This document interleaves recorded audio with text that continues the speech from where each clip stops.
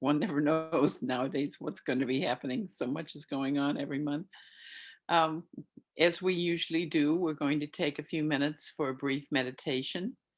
So if you have things on your lap, you might want to put them on the side and get yourself in a relaxed position, something where you can be very comfortable and relax your body and your mind, and allow access to that special place where you can become in tune with the other side. So allow yourself to close your eyes if you can, and go where you go when you go.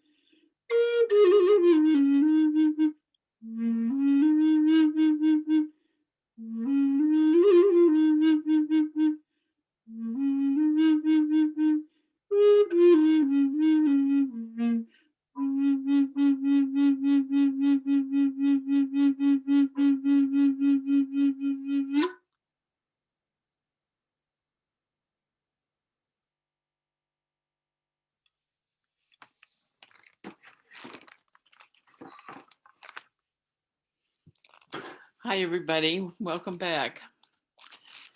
Oh, such times, such times. I have just a couple of short announcements. One is that we appreciate your donations, and you can go to our website, and there's a button across the top that says donate, and push that little button, and that will tell you how to do it. I'm looking into the possibility of adding a credit card so that you would be able to do it on credit card. It seems like it would be easier for some people. I think we found all the donations that were missing last month, and I hope I have acknowledged all of them. If you still feel that like it hasn't appeared, please contact me. And we're going through some changes with the phone situation, but the Chicago IANDS phone number is the same, and it leaves a message on an answering machine here at my house if I don't answer. So sometimes it takes a few days to get back to it. And that same thing happens with the post office box at the post office. Sometimes it takes a few days for us to get them picked up and um,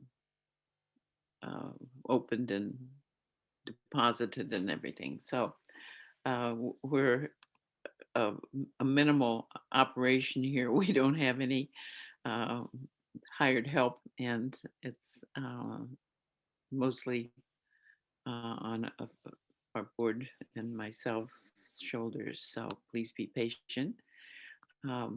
But we do still have a lot of expenses. I was just explaining to Terry before we started that we pay $46 a month for our uh, service that sends out the emails every month. But there are a lot of little expenses that are still needing to be taken care of, and we don't have our regular income, as you know. So we really appreciate it when you go out of your way to see that we have something. I tell people we request 20 because that's what my guides told me when we started 23 years ago, was it? I forget. 1998, May 98 was the first meeting. And they told me to request a $20 donation at that time. We've not changed it. And somehow or another, things have always worked out. We're taken care of. So um, at any rate, we really appreciate that. And I wanted to mention that Vince Jenner will be our speaker next month. And he's wonderful. He's been here a couple of times, and I'm sure you will enjoy that. Don't hesitate to go to the website to catch up on whatever's going on, because everything is pretty much there. Lots of information on the website. So at this point, I'm going to turn it over to Terri and get started. Terri has been a wonderful source of support and information over the years. She's one of a few people who've lost children that I know, and I find that information so helpful to so many people. And I'm thrilled that she's going to be back with us. She actually wrote 2 books with the help of her deceased son, and I think that's a wonderful confirmation of how our souls do not die. People do not die. The bodies die, but we don't. I've been there. I did it. So I can vouch for it. But Terri's been wonderful. She's written 4 books, and she's been the founder of the Afterlife Conference, which will be in June, right, Terri? Yep. This year, and again, it will be online. Last year it was to be in Chicago, but that hasn't happened. Hopefully it will happen in the future in Chicago, but you're welcome to write questions on your chat pad, and she and I will be watching the questions and hope to answer them all before we're done. And I will let Terri give more information. So I'm turning it over to Terri. Thank you so much for joining us, Terri. We're really glad to have you. Good to see you. Thank you. Good to see you again, Diane. It's been 5 years since the last time I came to Chicago and talked to your group, and that was a wonderful trip. And I still have the video of that on my YouTube channel. Oh, and great. And boy, has a lot happened in that 5 years to me in my journey. I mean, the Afterlife Conference is now in its 11th year. Since then, since the last time I was at Chicago IANDS, I finished a master's degree and a doctorate. So I wasn't Dr. Daniel then. And so many things. So hello, everybody. It's so nice to see you here. And I'm looking at the list of participants, and I see some names that I recognize from the Afterlife Conference and from my email list. So thank you. Thank you for staying in touch and following us and being interested in this topic, which is constantly evolving. And speaking of how things have changed, when I started out in this work in 2007, I was all about mediumship and channeling and out of body journeys. And of course, I'm still about that, but I have added so much to that in these last 12, 13 years because of my work as a hospice chaplain, the time I have now spent in academia, all the research that I've looked at, my own research that I've done, the teaching that I've done. I still travel around the country doing workshops, or at least I did until COVID, but I now teach at 2 universities about death and dying and bereavement. So my thing has just gotten bigger and bigger and bigger, which is wonderful, which is kind of what I'm going to talk to you about today, because the title of this talk is called Now That We Know, What Should We Do? And this is actually based on a conversation I had with Raymond Moody several years ago. And we were talking about how many accounts of NDEs do we now have in the record? 10,000, perhaps, we're guessing like maybe 10,000 reports of NDEs. And you go to the meetings and you go on the websites and you look at all the stuff, and you're just constantly hearing story after story after story of people's near-death experiences, which is great. But he and I were kind of, lamenting about, we can't just sit and collect stories over and over again. And we can't just sit and tell stories and listen to stories. What are we supposed to do with all this information now that we have it? How are we supposed to take this information and put it to some good use? And so that's where the idea of this talk came from. And I'm going to introduce you today to some researchers and some ideas that may be new to you. And I like to think of it in terms of where our movement, if we're going to call it that, I guess we can call it a movement, of where it's going, and, possibilities of what each of us can do individually to take this work further. So one of the big things that has always been known historically, but we're only now getting like researched evidence of it, and I'm going to start with this, is how near-death experiences are culturally subjective. And many of you may have heard of a guy by the name of Gregory Shushin, who has spoken at IANDS conferences. He's a brilliant researcher, and his work is based on studying cultures all around the world, throughout the world and throughout history, and gathering their NDE reports. Now, here's something really important to remember.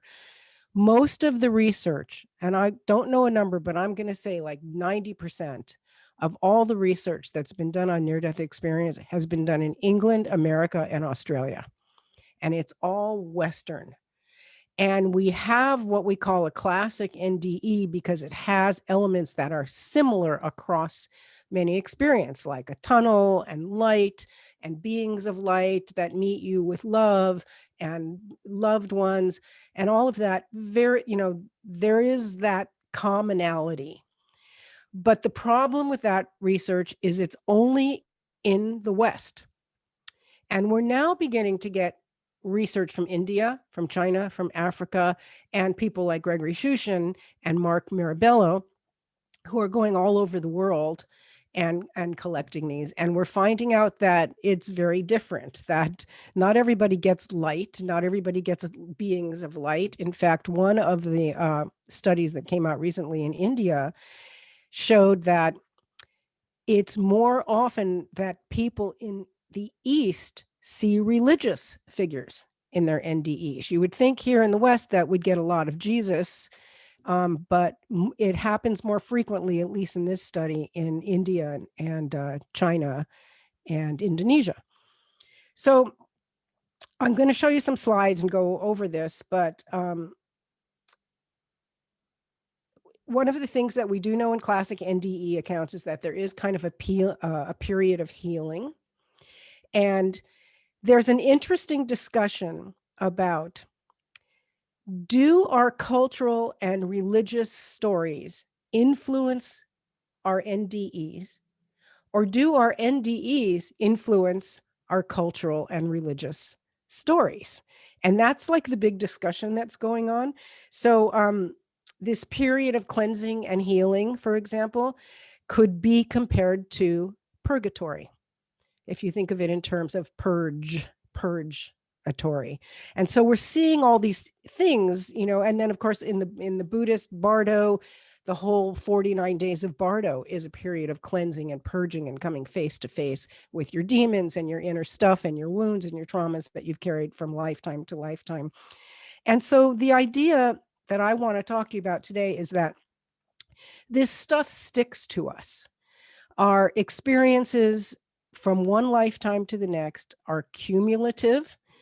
They are stored in the memory of the soul, so to speak.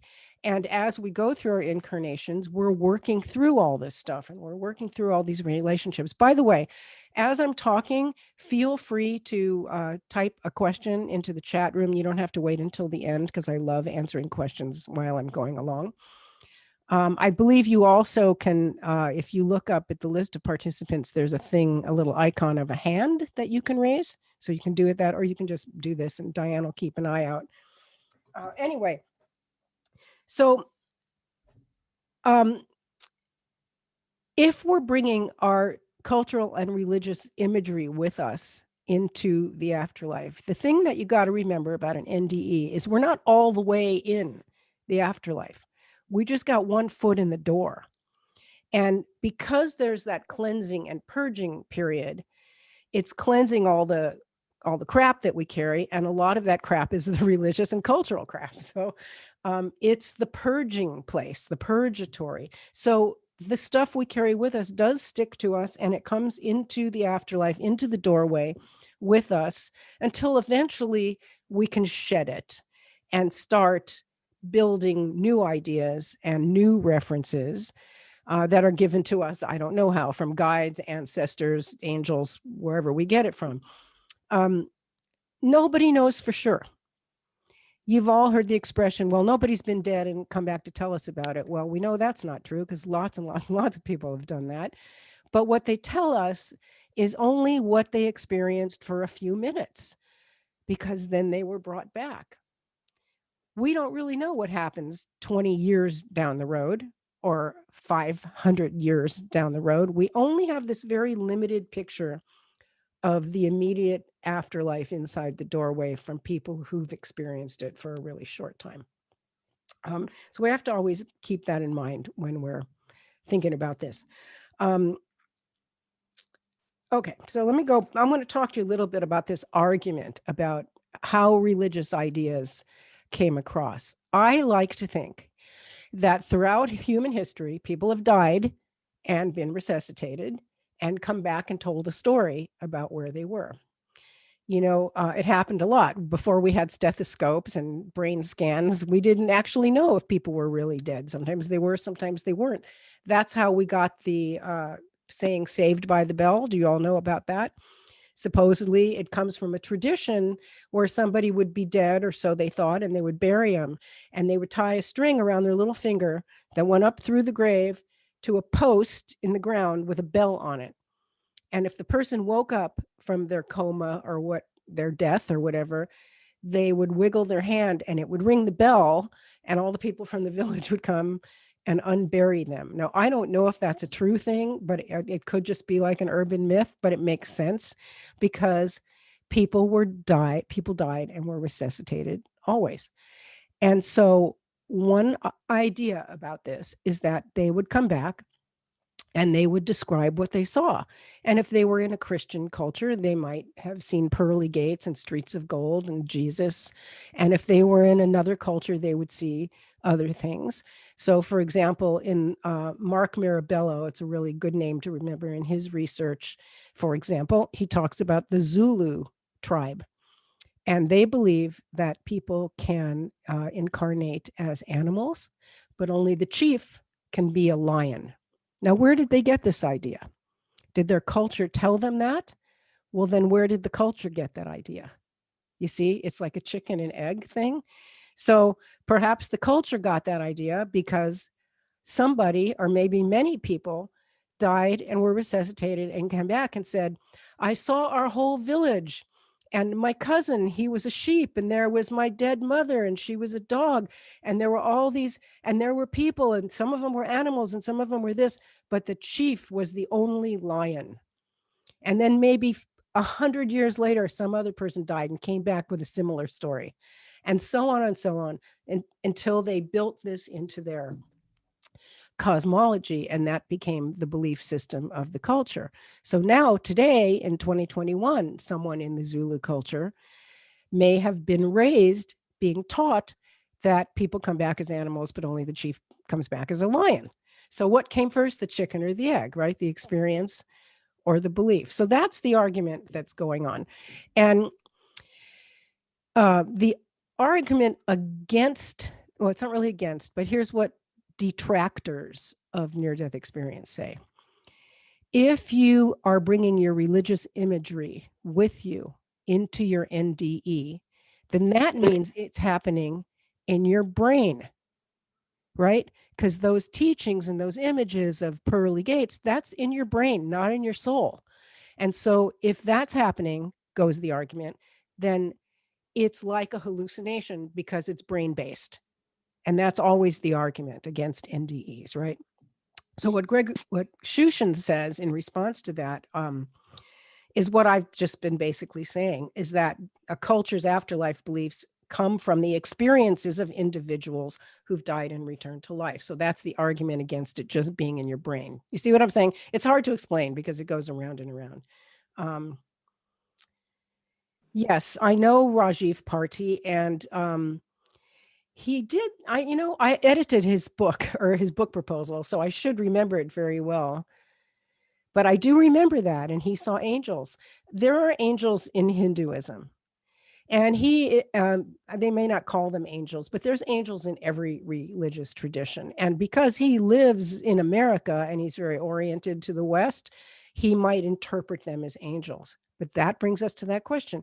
What part of us is doing the interpreting? That would have to be the brain, right? Because I don't know that the soul said, well, those things look like birds, but maybe they're angels, because I know what angels are. I don't know. Nobody knows. We don't know the answers to any of these questions. That's a really, really good question, though. Thank you for that.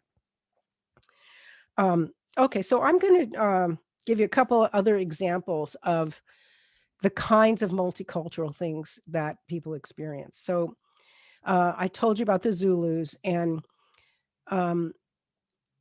some of these beliefs are, for example, one shamanic belief is that there's a bridge that once connected the worlds, but that bridge is now broken, and only a shaman or a dead person can cross it.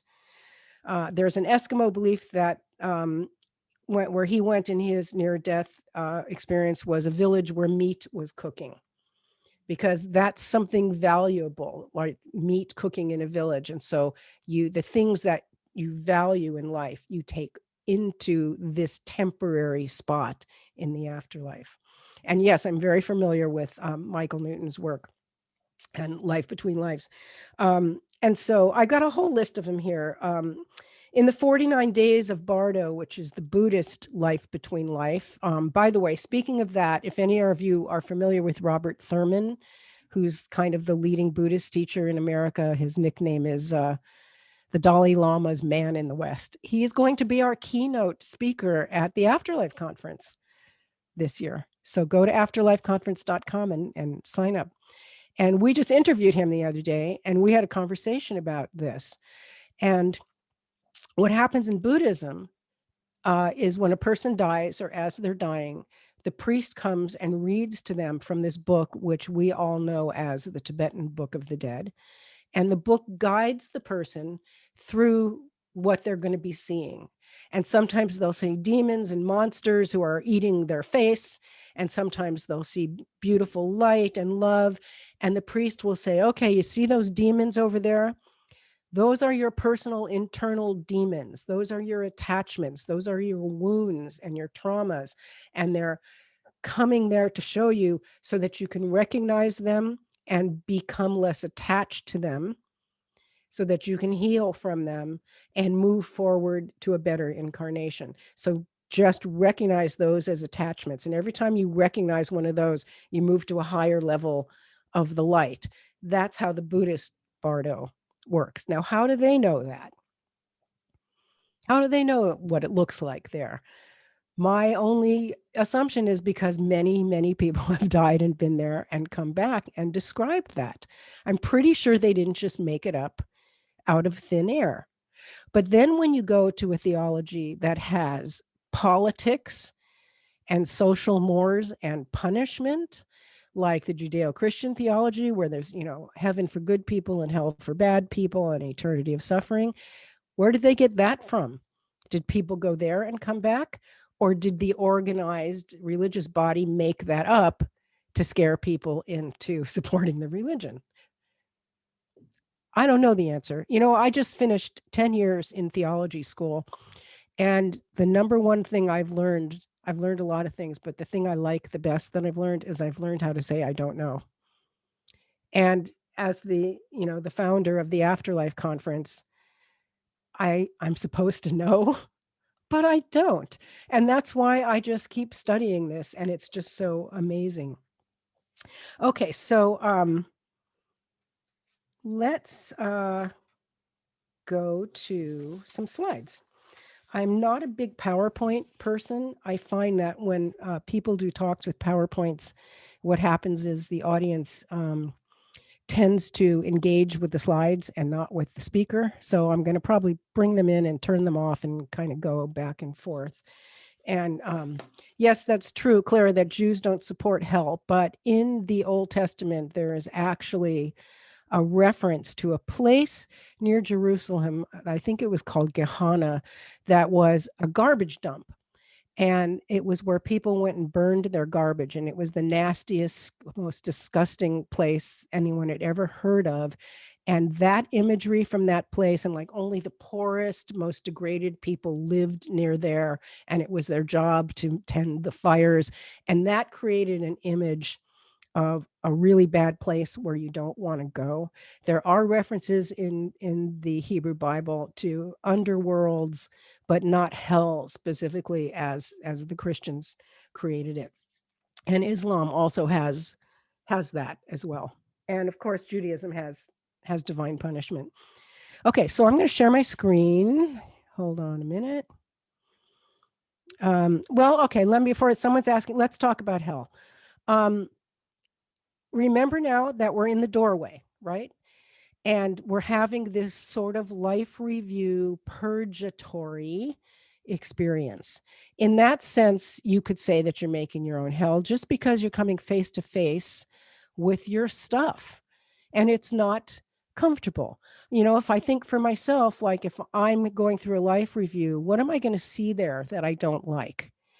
Times when I've been hurtful to people, bad choices that I've made, all the guilt I've ever felt about not being a good enough mother, times when I haven't been honest, whoever knows, I'm not a criminal or a bad person, so I don't have a lot of really bad stuff in there. But yeah, so we go through that review process. And many NDE reports have been people talking about they went to hell. Even Jesus supposedly went to hell. And what does that mean? And it means a personal projection of pain and suffering, not a remote location that exists somewhere in the universe that a third party created and subjects us to. Okay, let me share my screen. And if I'm going too fast, just tell me to slow down because it's a lot of stuff.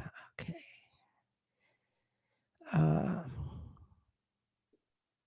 Hopefully, Diane, I might not be able to see the chat while I'm looking at that. Yeah, so you keep an eye on the chat for me and just interrupt me if you see something that you like that I should comment on. Okay, so these are two books that I'd like you to be aware of. One is Gregory Shushan. And maybe Diane, you can type that into the chat box for me. And Near-Death Experience in Indigenous Religions. And the other one is Mark Mirabello, A Traveler's Guide to the Afterlife. Mark was a speaker at our conference a few years ago. And he's the one who talks about the Zulu and the shamans. His is a lot easier to read. Shushin's is very academic, and I think it's very expensive. So these are two, you can Google these guys. You can see them on YouTube. You don't have to buy their books, but they appreciate it if you do. And so talking about all these tribal ideas, many cultures across the world have the idea of a sky god, that God and heaven and the other world is located in the sky. Why do we think this? Because when we are primitive people and we live outdoors and we're lying around on the grass looking up at the stars, and we see the constellations that have shapes of animals and gods and stuff, it just seems like the higher realms are in the sky. So here are just some images of, this is an African sky god, a god of some sort that lives in the clouds. Here you have your Roman gods, and of course the Greek Parthenon. What do you call it? I'm blanking out. The world of their gods up in the sky. Why can't I remember what it's called? Olympus? Thank you. Yes, that's Roman, right? Olympus. Yeah. So it's up in the sky. Actually, it's not. Yeah, it is Mount Olympus. Okay. Anyway, here's the Western view of it. Here's God sitting on a cloud, ruling the world with his laptop. And of course, the ultimate sky god here is Santa Claus, who flies through the sky, who comes through a chimney, which is a conduit, like a tube from the sky to the earth, right? Comes down the chimney from the God world to the human world and brings you gifts of spiritual enlightenment, symbolically. And of course, the Abrahamic trilogy, which is Judaism, Christianity, and Islam, because they're all based on Abraham as the founding father, and the Hebrew theology is foundational, is full of talking to angels, talking to animals. You all know this because we were all of us raised with this, receiving divine guidance, and talking to the dead. And one of the things that the scholars like to say that I think is really wonderful is the experience of interacting with spirits is believed to mark the first human steps toward the development of religion. So back to the chicken and egg thing, it's the experience of interacting with spirit that gave us these ideas that became religion. So if we look at early Christianity, for example, we had the founding church mothers and church fathers in the first few hundred years after Jesus lived. And they were mystics. They lived in caves and starved themselves and meditated, like St. Francis and, Julian of Norwich. These people were mystics. The early ideas that they channeled from their mystical experiences were the original foundational ideas. But like everything, politics and social constructs get involved, and power struggles, and those ideas now get co-opted into a dogma that became the organized church. Okay, we'll skip over this. I'm just going to pause here for a minute and see, is there any questions? Before I'm going to stop sharing real quick. Because, all right. Desert mothers and fathers. Yes, right. Thank you for typing that in, Diane. So the next thing I want to talk to, before we move to a slightly different topic, any thoughts on any of this from you guys? Okay. So I'm going to switch around a little bit and talk a little bit about my work as a hospice chaplain and hospital chaplain. So I've been doing that for about 12 years now. And I have met many, many people in the hospital, people who were dying, people who weren't dying. And as I spoke to them, maybe something about me made them feel comfortable enough to admit this. Sometimes they would tell me, oh yeah, I've died 3 or 4 times. I never told this to anybody before. And they would tell me. And it's so much more common. I think that, Parnia's research, I don't know the number, says that something like 10% of people have had near-death experience, but only 2% that we can guess actually report it. And why don't we report it? What do you think might be the reason why? Anybody like to venture a guess? Why here you are in the hospital, you're resuscitated, you had this experience, but you don't tell the doctor, you don't tell your spouse, you don't tell anybody. Because they'll think you're crazy, right? And in a hospital, it's entirely likely that they'll send you up for a psych evaluation. Yeah, that's exactly right. And so once I was on call in the emergency room, and some young people brought in this guy, their friend, who he wasn't on any drugs. They did a toxicology screen. He was no drugs at all. And he suddenly started channeling Jesus out of the blue. Here's Jesus. He's talking to me. He says this, he says that, and he would not let go of it. And his friends thought he was freaking out, and they brought him to the emergency room. And fortunately, lucky for me, I was the chaplain on call that night, and he was the sweetest kid. And I sat with him, and he told me everything Jesus was telling him, and it was beautiful stuff. It wasn't like, go out and kill children in a schoolyard or something. It was all good stuff. And of course, I completely believed him. And he trusted me and became very attached to me. And, when it was time to take him into the exam room, he wouldn't go without me. He insisted that I go with him. And I stayed with him for as long as I could. And they did send him to, for a 3-day psychiatric hold. So here's the interesting thing about that. I'm going to go back to sharing my screen right now. After that happened, I decided to do a little research project. I was in school at the time, and I started to do some research about how what is experienced in a near-death experience is similar to what happens in a psychotic episode. And let me back up just a little bit here. Some of you are familiar with the DSM, the Diagnostic and Statistical Manual of Mental Health Disorders. Mm-hmm. And in 2014, they updated it. Mm-hmm. And they changed a lot of things. They change it every few years. And so what it is it's a big giant book.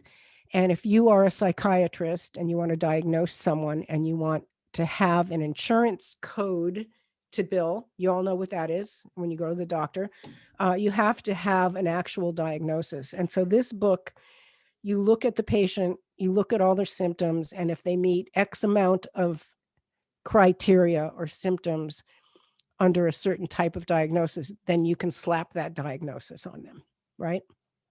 So if you meet 8 out of 10 criteria for schizoid disorder, they can diagnose you with that. The insurance will pay for your visit, and the psychiatrist can write you a prescription. So I started looking at the DSM to see what it had to say about near-death experiences and the kinds of things that we experience there. And here's what I found. I'm going to share my screen again. Okay. Can you all see that? Somebody just wave your hand if you can see it. Diane, wave your hand. Okay, thanks. Okay, so there. So nearing death awareness is different than a near-death experience. Nearing death awareness means that you sense that death is coming, and many, many people who are dying in hospice experience this a lot. They have dreams and visions and visits by their deceased loved ones, and what you're seeing here, a sense of separation from the physical body, the sense that there's another world awaiting. And if you look at this thing that happens in an NDE, here's what the DSM would say about that. It's a depersonalization disorder, a sense of split self with one part observing and the other participating. Well, that's exactly what happens in an NDE, isn't it? And that's what the psychiatrist would say if you told them you had that experience. Not all of them, of course. Okay, here's another one. Oops. Hello, why aren't you moving? Let's go here. Okay, another thing what happens in NDEs, we have enhanced cognitive abilities. Our feelings are intensified. We can understand many different languages. We can see the world from a different perspective.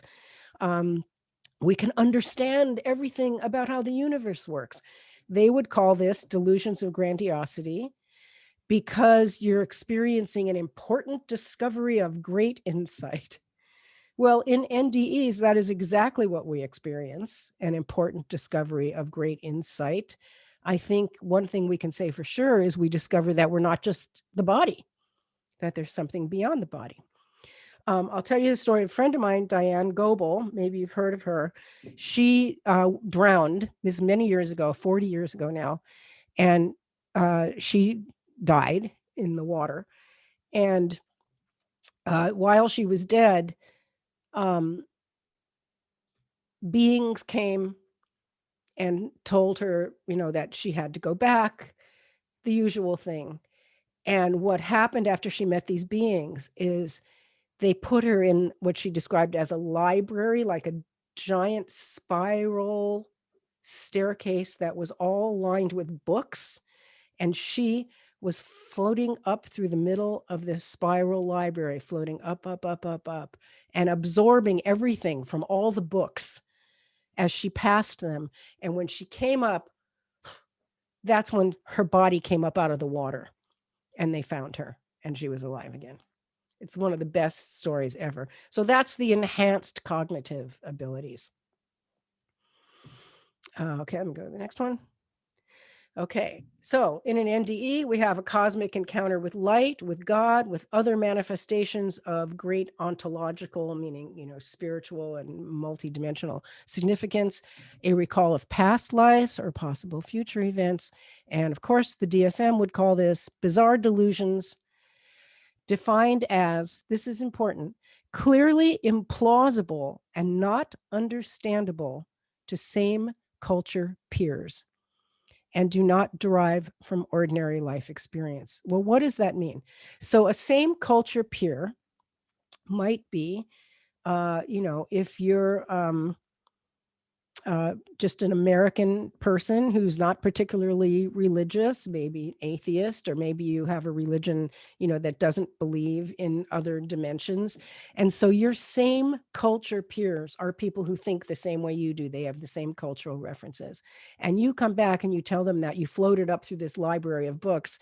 That doesn't fit with their cultural references. Your same culture peers are not going to find that plausible. So that's a differentiation that, according to psychiatry, would say that this is a delusional experience. Oh, I see why that's not. Okay, hold on. Got a couple more here. Okay, this is easy. A non-ordinary realm inhabited by dead people, relatives, friends, animals, and beings of light. They just call that visual hallucinations. And I should also add here that channeling, hearing voices, hearing guidance, which again, through all the religions, every religion in the world throughout history has sages and prophets and saints and leaders and heroes that hear voices and see visual hallucinations. It's perfectly acceptable in the world of religion, isn't it? But it's not acceptable for you and me because we're not Moses or Abraham or Krishna or anybody. We're just regular folks, and this is not supposed to happen to us. And finally, telepathic communications with other beings. And here we have the auditory hallucinations. Now, this part here, they have to first determine that this condition that you're experiencing is not due to a medical condition. So they have to determine that your functioning is not markedly impaired and your behavior is not odd. Your hallucinations are not prominent, but they are related to a delusional theme. And so all of this is criteria for determining that you are having a psychiatric disturbance and belong in the 3-day psychiatric hold. Okay. I'm really talking very fast. I need to take a breath. Somebody ask some questions.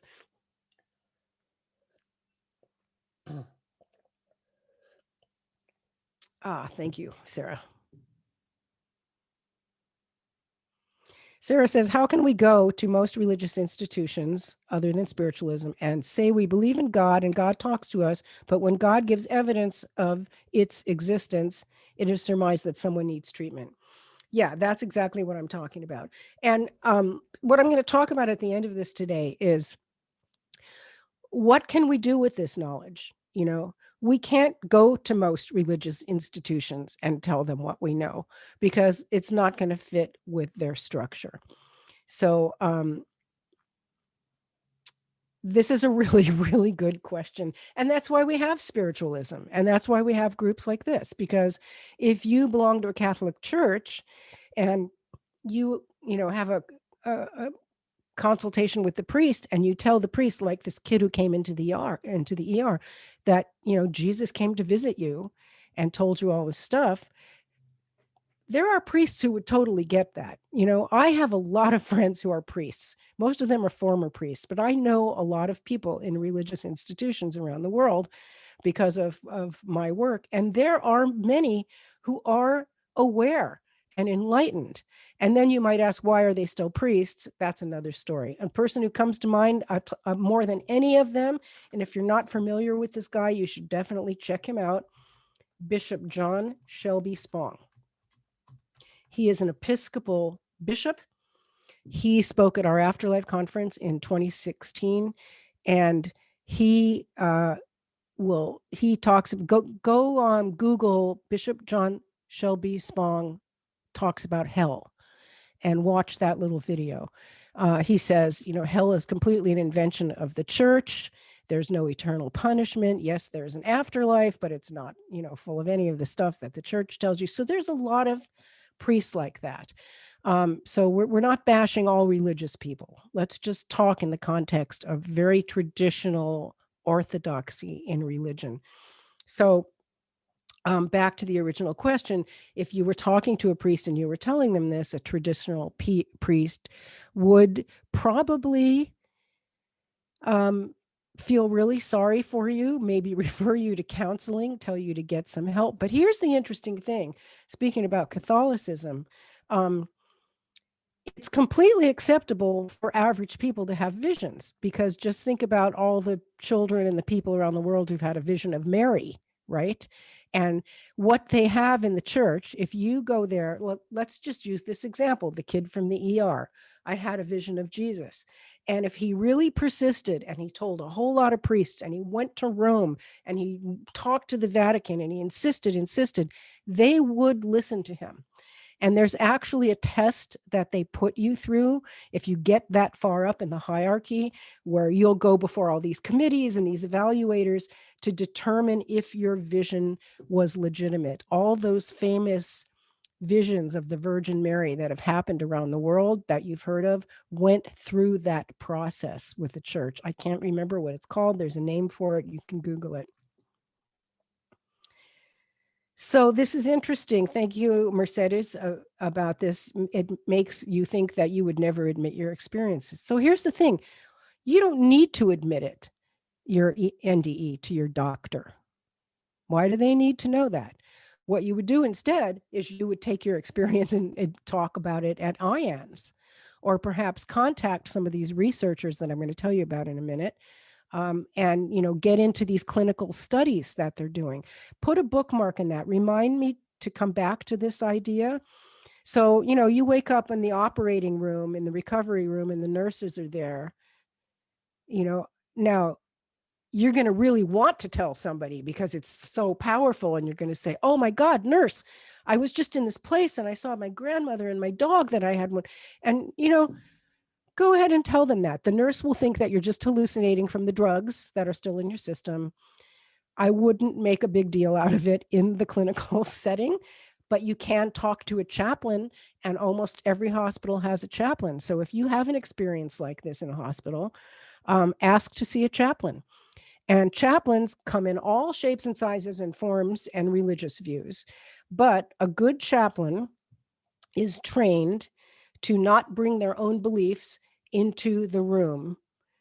That's true. They do put notes into your medical record, but they can't do anything to you about that. And a chaplain is trained to be more like a counselor and not judge your religious experience. However, not all chaplains do this. There are plenty of chaplains that will go in your room and preach to you and try to convert you. Those are not good chaplains. A chaplain is never supposed to do that. And you're right. Thank you, Diane. Nurses are very used to this. They're the ones, they're on the front lines, right? They're the ones that have the conversations. Doctors don't talk to you. You never have a conversation with a doctor. So yes, and the nurses are very open, especially if they've been around a lot of critical situations like an ER or an ICU, places where people die. They've seen this all the time. Nurses are your best allies. And if you've ever been around hospice nurses, they totally accept this stuff because they see it all the time. Yes. Critical care medicine nurse. Exactly. People in the ICU are the ones who know. And I'm going to talk about that. In fact, right now, I'm going to go back to sharing my screen. Hold on. Okay. So now we're going to talk about research over time. And a lot of you are familiar, with the mediums and people who've done work in the early 1900s. And these are some of them. I've got 2 books on here by somebody named C.W. Leadbeater, and it's Leadbeater. This one book here called Invisible Helpers. If there's one book in the world you should read, this is it. And you can find it online in a PDF, the entire book. It's a small book. And it's all about channeling and meeting guides and angels and ancestors who are invisible helpers. Here, I'm going to copy this. I don't think you guys can copy this. Can I do this? Let me see if I can copy this. Here's the link to the PDF. Hold on. Let me see if I can get to the chat room from here. I can't. I'll put it in there later. This is one of my favorite books in the world, and I actually have one of the original versions from 1919. So definitely check out Invisible Helpers. So this is the earliest research that we have that's like publishable, aside from this ancient sacred religious texts, which go way back into antiquity. Oops. And here's the beginning of our contemporary pioneers. You probably know these guys. Melvin Morse on the left and Raymond Moody on the right. Both of them have been speakers at the Afterlife Conference. And both of them published in the 1970s. Melvin's book was called Closer to the Light. He was a pediatrician who resuscitated many, many, many, many children who died. And what he found in his research is very much about what we were talking about earlier, that children's NDEs reflected their cultural conditioning. So kids who were raised with religion would say that they went to heaven and they saw Jesus, like that very famous child, Colin Burpo, who wrote a book, and they made a movie out of it, and he went to heaven and he sat on the lap of Jesus. But Melvin also found that kids who weren't raised with any religion saw all kinds of different things. One kid said, I flew up into the sun and it hugged me. So he went, he was embraced by the light. And a lot of them saw Disney characters and their grandparents. And so that was his work. And of course, Raymond Moody, I'm sure you all know him. He coined the term near-death experience. He is the grandfather of this research. And over here, I just added this note that Elizabeth Kubler-Ross, who you also know, during the last 20 years of her life, she worked exclusively with dying children and did a lot of research on that and found that so many of them had premonitions about their death and were very much at peace with their dying. Now, their parents were not at peace. Their parents were freaking out, and the kids didn't want to talk about death because it upset their parents, but the kids would tell her and tell the researchers and tell the nurses and the chaplains the truth about what they were experiencing. And you've probably seen this in many presentations. Oh, I see a hand raised. Thank you, Grace. Hold on. Where kids are drawing pictures of rainbows and, dying children. You do some Googling on, dying children research. Yes, Grace, go ahead. You can unmute yourself and ask your question. Oh, I was just going to say that I do have copies of Leadbeater's book, the one you made reference to, Yay. and also the one, The Astral Plane, where it's been described, yes. And I also have Melvin Morse's book, as well as Moody's books. So, because this is something I've been very much interested in. And as you were referring to the church, there's one recent church that I became affiliated to called Ekankar, the Religion of Light and Sound. And this would be right up their street because most of their teachings is about past lives, soul travel, reincarnation, and co-creating with God. Yes. So for them, this would not be any way strange to them at all. Exactly. Yes. And they come to our conference every year. Every year they have an exhibit booth at the Afterlife conference. So great. Yes. Yeah. And so I don't meet many people who know Leadbeater. So it's really nice to hear that you have his books. Oh, yes. Yeah. What do you think of them? They're amazing, aren't they? They're amazing, actually. And I find them very, very enlightening. Good. And Invisible Helpers is free online in a PDF. Yes, it is. It is free online. Yeah. Thank you, Grace. You're welcome. She looks kind of like me. Yeah, it's because it's your grandma. Okay. All right. Are we muted? Okay. So moving on to the next research. You probably remember this guy. He researched blind people who could see in their NDEs. And according to what he saw there, 81% of the 31 blind people were able to see and could see objects and persons in the physical world, as well as features of otherworldly settings. So you can Google that, Kenneth Ring, blind NDEs. You can Google all of this. It's all over the internet. And moving on, I'm sure you know many of these names. So Pim van Lommel is a medical doctor, cardiologist in the Netherlands. And he did his research. It was published in Lancet, which is the #1 most respected medical journal in the academic world. And he studied 62 patients who had heart attacks. And these were the results that he found. Half of them had an awareness of having been dead. 56% had positive emotions. 24% were aware of being out of their bodies. 31% moved through a tunnel. And remember, this is in the Netherlands, so we're still in the Western world. If he had done this study in Tibet, it would have probably been very different. Communication with light, observation of colors, a celestial landscape, meeting deceased persons, a life review, and presence of a border between the worlds. So, and he spoke at the Afterlife conference too. I keep bragging about the Afterlife conference because I'm so proud of it, because I've had all these people there, and we really have been kind of the clearinghouse for this stuff. Not to compete with IANDS in any way, because we don't just focus on near-death experience. We focus on healing practices, shamanism, out-of-body journeying, religious scholarship, a whole bunch of stuff. So go to our website, afterlifeconference.com, and you'll see all that. Mm-hmm. And this guy, Sam Parnia, he is today what Raymond Moody was in the 70s. And in 2008, he did the world's largest NDE study. Hold on, got to fix the typo right there. All right. And again, this was only in the West, 2,060 patients from 15 hospitals. And I'm going to tell you about this here in a minute, but let me tell you what he did. His study was incredible. So you know how, imagine you're in a hospital bed and you're looking at the ceiling, and you know how the ceiling is made of those little square acoustic tiles, right? Mm-hmm. So what he did is he got a bunch of those tiles and had pictures painted onto if you can see my hand here, pretend this is a tile, right?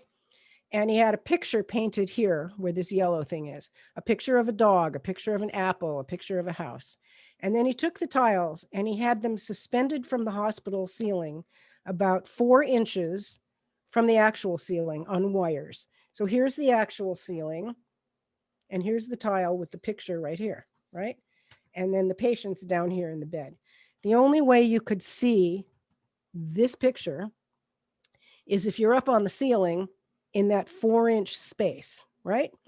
And he hung these all over the hospital, in the ICU, in the ER, all over the place. And he did this for a year and studied patients who were resuscitated who said, I saw a dog, I saw an apple, I flew up to the ceiling and I saw a blue cow, or whatever was on those pictures. There was no way anybody could have seen those except maybe the maintenance man at the hospital on a very high ladder. So that was his study. And he's done other ones since then. He's absolutely amazing. So here's a finding that's really interesting.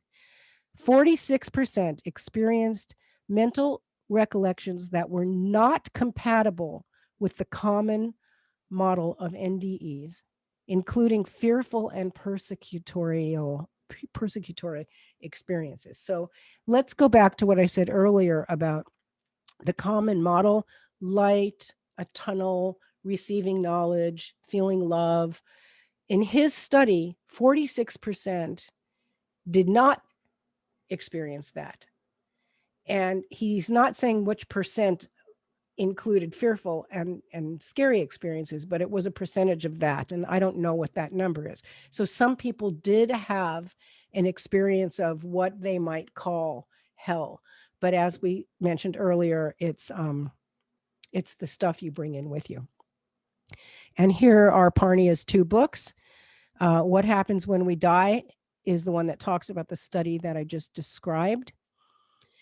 And his newest one is called Erasing Death. And if you Google Sam Parnia, Parnia, NPR interview on the radio station NPR, you will hear an interview with Terri Gross from about 2015-ish, where he's talking about his research. And so he's the dude right now.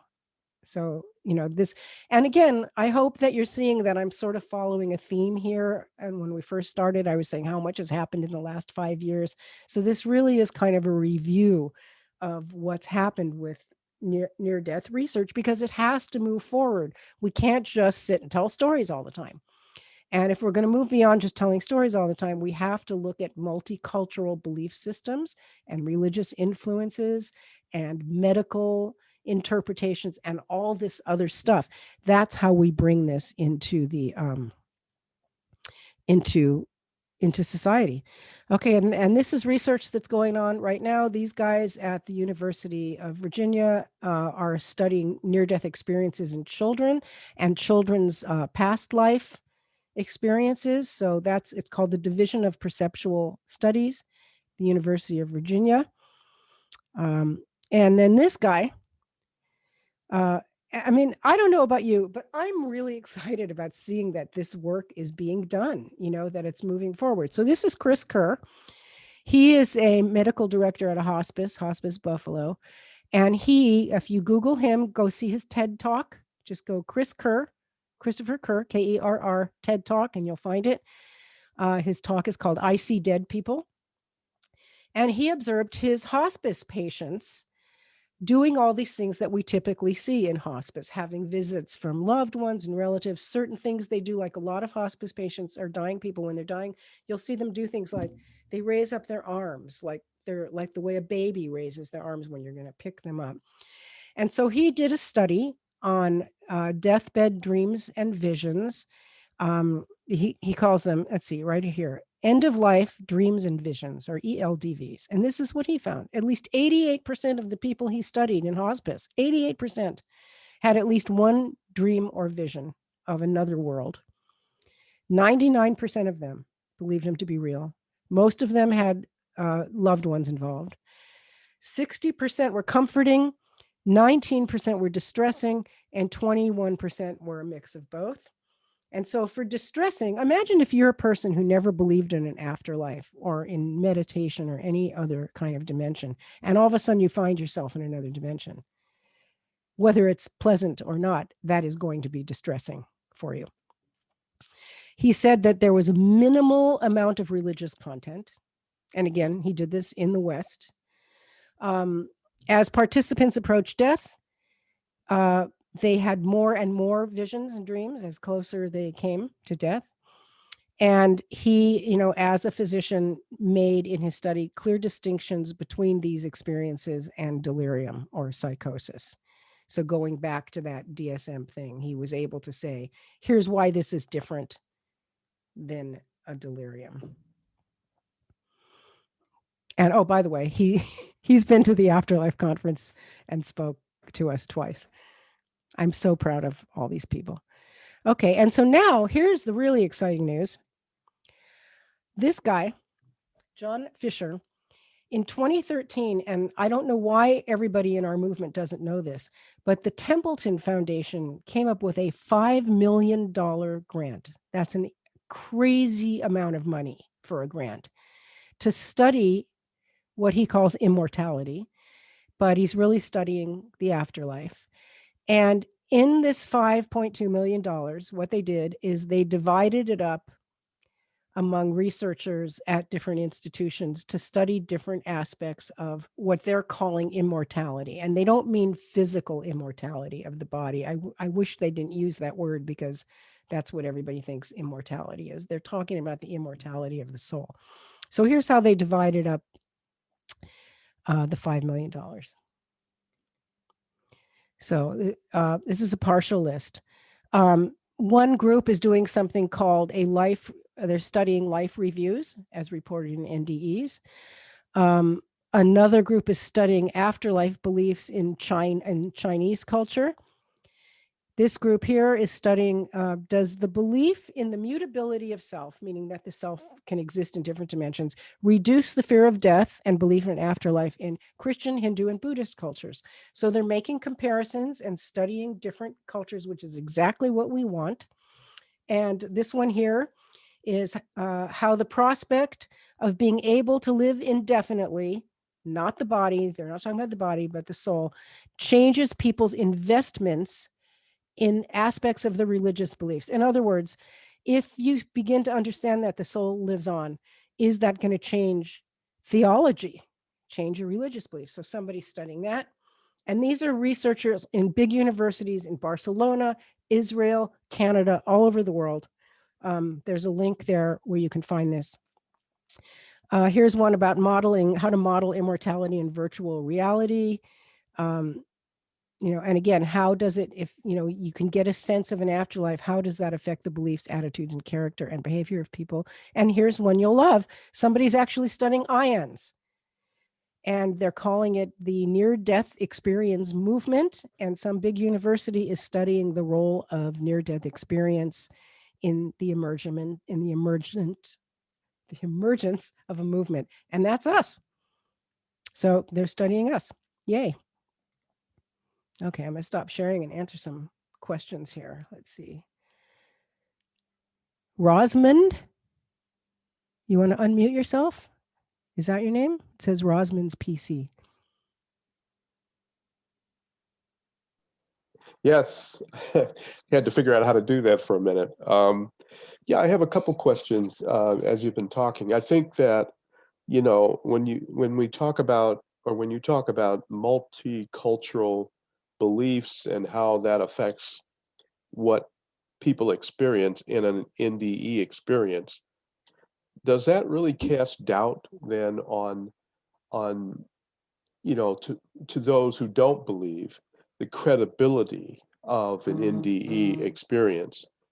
And the second question I have with that is, the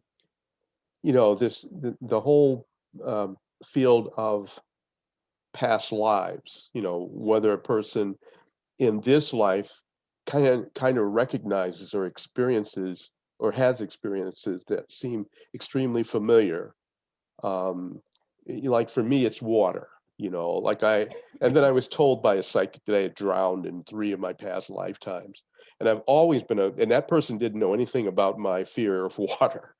But I've always been afraid of it. So, you know, the whole, you know, the crossing between, you know, a near-death experience and a past life.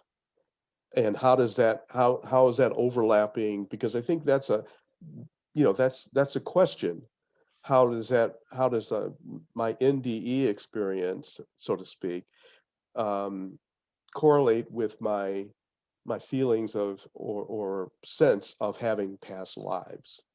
So let's do the first question first, because we actually talked about that at the beginning. I don't know if you were here, No. but okay, not. that's it. I don't remember how you phrased that, but yes, what the argument of those who don't believe is that if you have religious imagery in your near-death experience, it's coming from your brain. Yeah, I heard that piece. Yeah. Yeah, so it's not purely from the soul without a body, that it's still some sort of brain activity, because only brain activity could bring that forward. That's the argument. But the counter argument to that is that the religious imagery and the stuff we have in religion was created from people who had these experiences and put it into the culture. So it's like, what came first, the chicken or the egg? So, and we don't have an answer to that. So it's really just a matter of choosing what resonates most with you, because the definition of clinical death is no brain activity. Before we had life support machines, the definition used to be no breath, no respiration, and no heartbeat. No breath, no heartbeat. But you could still have brain activity without breath and heartbeat. Now we can put you on an EEG and we can see your brain is flatlined. There's no electric impulses. The brain is dead. And yet you have had these experiences. So you can't possibly have had them from the brain. So that's the discussion. The second part about the connection between what happens in your NDE and your past life is, I don't really know. I don't have the answer to that. I can only speculate that, also, as we talked about earlier, if during your NDE, you're having a life review and you're, having your purgatory and you're working on your stuff, and not even an NDE, let's just say you're dead. And we follow like the Tibetan Buddhists do, where you go through this whole process of cleansing and learning and recognizing illusion from reality, blah, blah, blah, then it would certainly figure into looking at your past lives and, according to the Buddhists, creating your next one. So if you've not ever read the Tibetan Book of the Dead, you might really enjoy it. It's fascinating. And that might answer that question a lot. And I want to go here to Teresa. Teresa, I would make a terrible suicide prevention counselor because what you're saying here that people say, I find that so terrible. And I don't think suicide is the most terrible thing a person can do. It is just another choice that the soul makes as how to die. And I'm sure I piss a lot of people off saying that. I have had people come to me and say that they're thinking about suicide and ask me what they should do, which is a terrible thing to ask me. And I say, I'm not going to tell you to do it, and I'm not going to tell you not to do it. What do you want to hear from me? And they come to me because of my spiritual perspective. And I think they want me to say, sure, it's fine to commit suicide because you're just going to go to the afterlife and you'll be healed. I think that's what they want me to say. And what I say to them is, tell me what are you hoping that I'll say? And that's usually what they tell me. And the thing about suicide is it hurts other people. And that's what, when you're depressed to that degree, you're not thinking logically. So one woman told me once that she was contemplating suicide, and this was her reason. She was lonely, she was an alcoholic, She had a lot of physical ailments. She had nothing to live for. And her children were grown up and married and had kids of their own and were doing great. So she didn't have to worry about them anymore. And she didn't want to live anymore. And she's so happy that her children were doing fine. It didn't even occur to her that if she killed herself, her children would not be fine anymore. She would completely screw up their perfect, beautiful lives. And she hadn't even thought of that. And, so when people say that people who take their lives continue to experience hell on the other side, that is a religious belief. That is, nobody can say that for sure. But if you're severely depressed to the point of suicide, you are going to have to face your depression and your pain and your sadness and the pain of others that you've left behind in that purgatory life review thing. So yeah, it's not going to be instant happiness. You're not going to just shoot yourself in the head and boom, you're in heaven and all your troubles are over and everything is just bliss. It's not like that for any kind of death. So you're right. It's not compassionate. It's religious. It's a religious belief that say all suicides go to hell. I actually wrote about this in my new book, which is called Grief and God, When Religion Does More Harm Than Healing. I interviewed a couple of Catholic priests about that. Yeah, Diane, if you would type that in. The Catholic What is Church, it called? Grief and God. And and the subtitle is When Religion Does More Harm Than Healing. The church doesn't even believe that all suicides go to hell anymore. That's not even a thing. It's getting rid of that. And the church doesn't even actually believe in hell anymore. That's really just an old thing. Okay, Grace is raising her hand a lot. So, Terri, yeah. could I just briefly add a little comment? I've spoken to people who've committed suicide and had a near-death experience and returned. Mhm. And they have told me that they were very lovingly cared for on the other side, but it was explained to them that they were there for the lessons that were entailed in their misery. Mhm. And if they chose to stay on the other, if they chose to continue to be dead, that they would have to reincarnate and have the same series of anxiety and difficulties that drove them to suicide in the first place to get to that same place so they could learn the lessons they came to learn. Mhm. So suicide is not an escape. There's no magic cure just by killing yourself if things are tough. The idea is to deal with it and get through it and then go home a more Mhm. natural way. Yeah. And, we have to be careful about language like saying you have to come back and deal with it.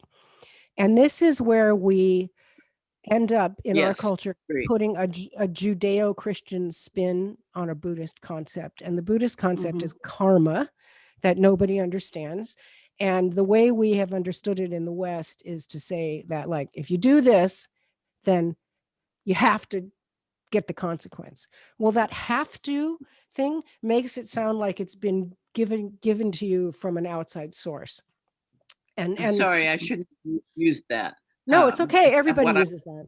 I'm glad you did. What I learned from the side is there is no one way to do anything. Mhm. So that puts that in a little different light. But the idea is simply that one has certain lessons to learn, and that's the easiest way, bottom line, to But learn them. what about this? But What you if still we- have a choice? Exactly. You don't have to learn that lesson. You don't. And so the way that I have heard to phrase it differently is you can choose to come back and experience that pain again in a different way as a different person in a different time. Now, remember, it's not that, let's say that you're a woman in an abusive marriage and you've been for years and years and your husband beats you and beats and rapes the kids. I mean, it's like the worst possible life and you kill yourself.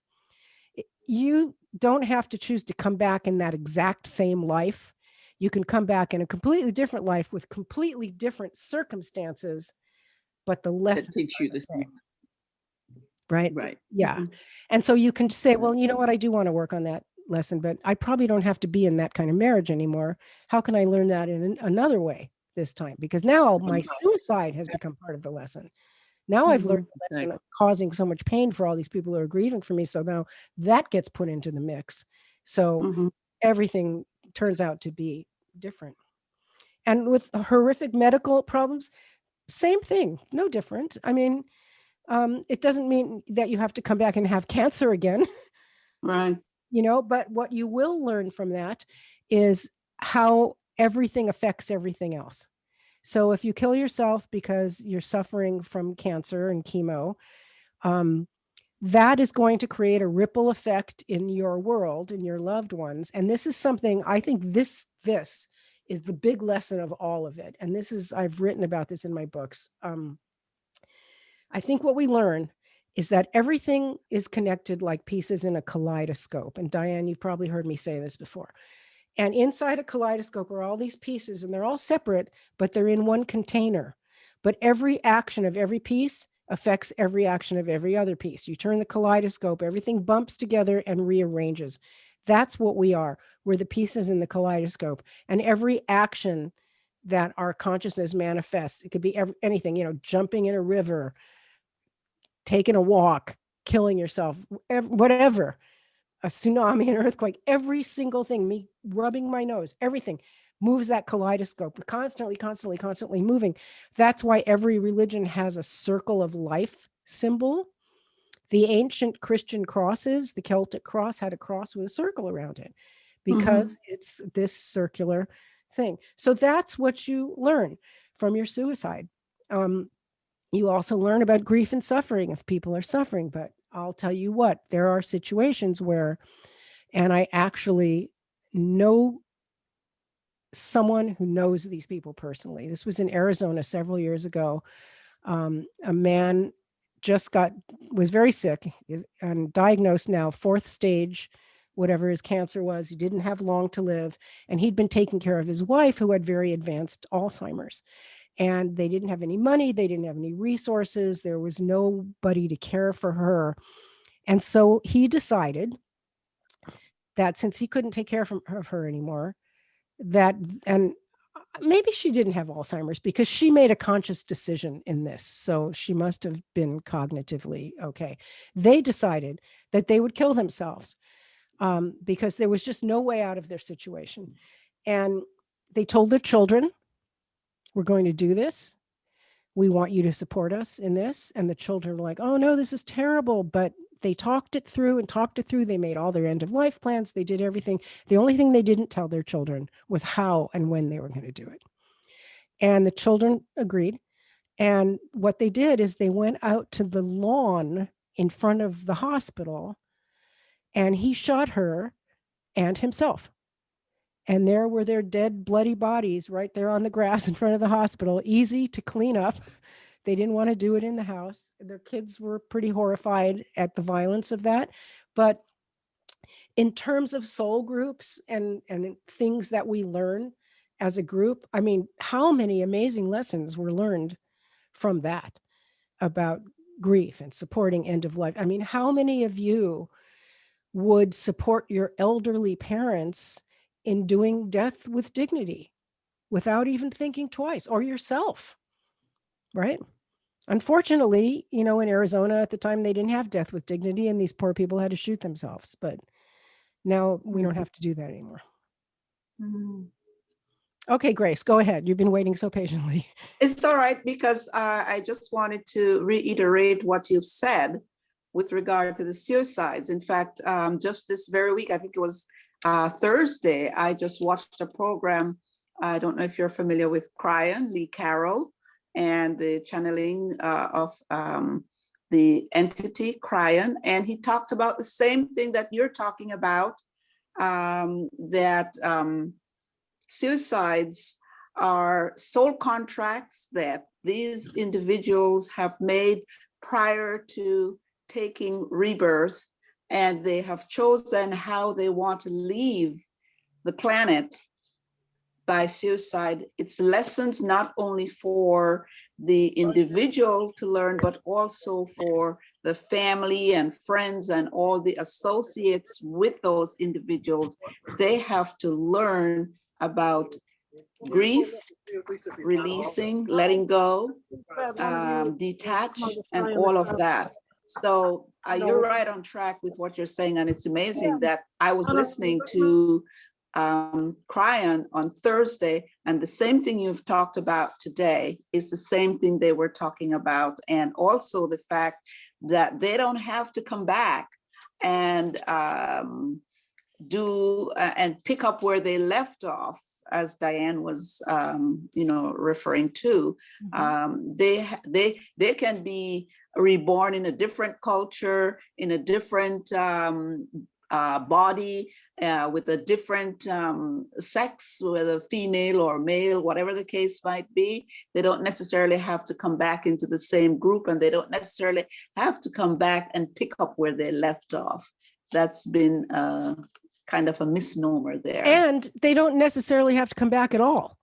They don't necessarily have to come back at all. That's correct. Yes. Right. And so that idea of like having some sort of judge and jury that says you have to come back and do this to experience this and that is the Judeo-Christian cloak that we put on the teaching of reincarnation. We don't, Yes. Humanity isn't the only option for consciousness. We could just float into the void and become starlight, or we could be a worm.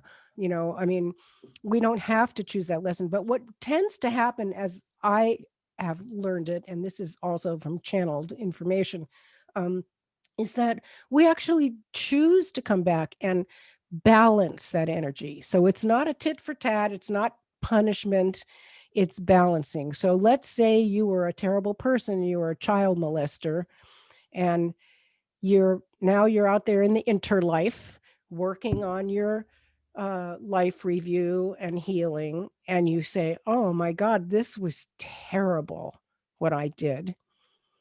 And you could choose to come back as a social worker and help children who were molested, or Yes. or you could choose to come back as a child in a home where you are molested.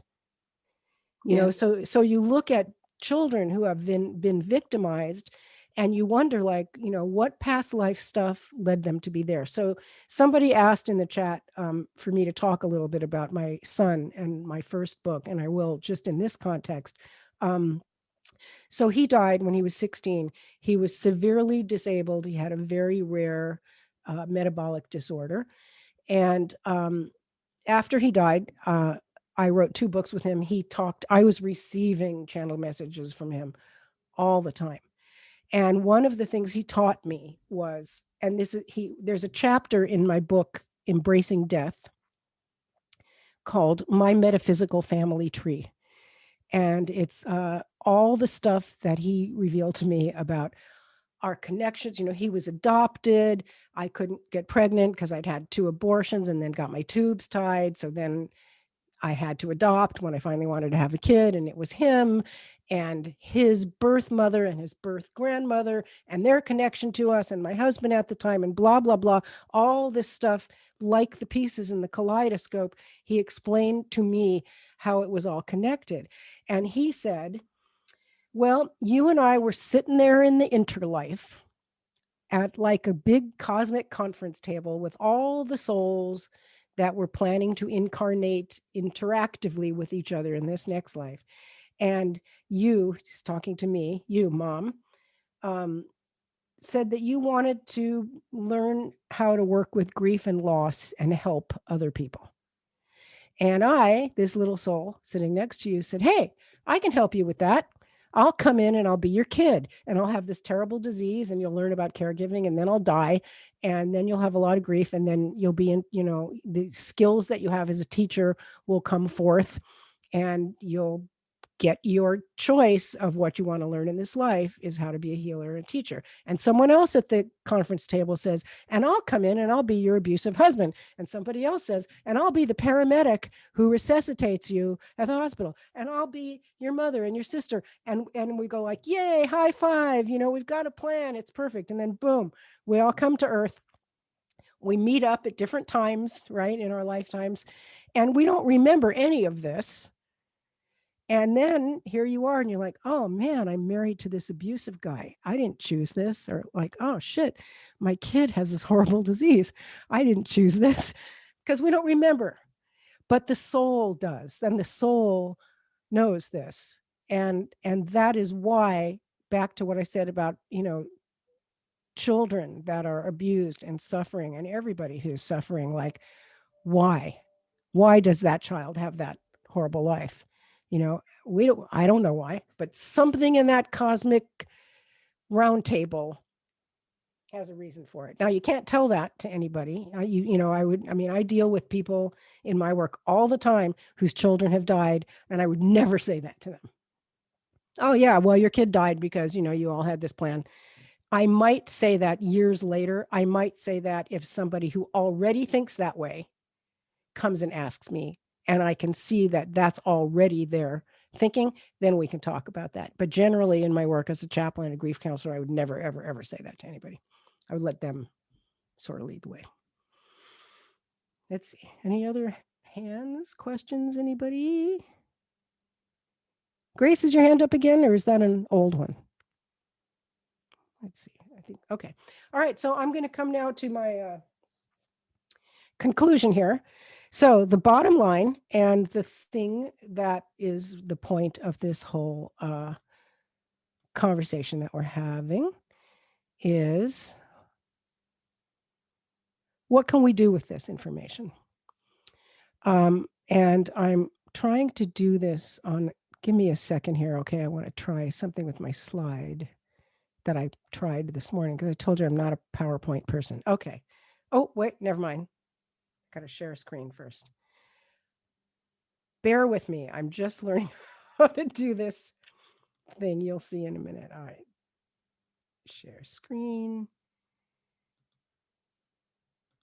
And then we want to go from, it doesn't work. Yep, there it is. Okay.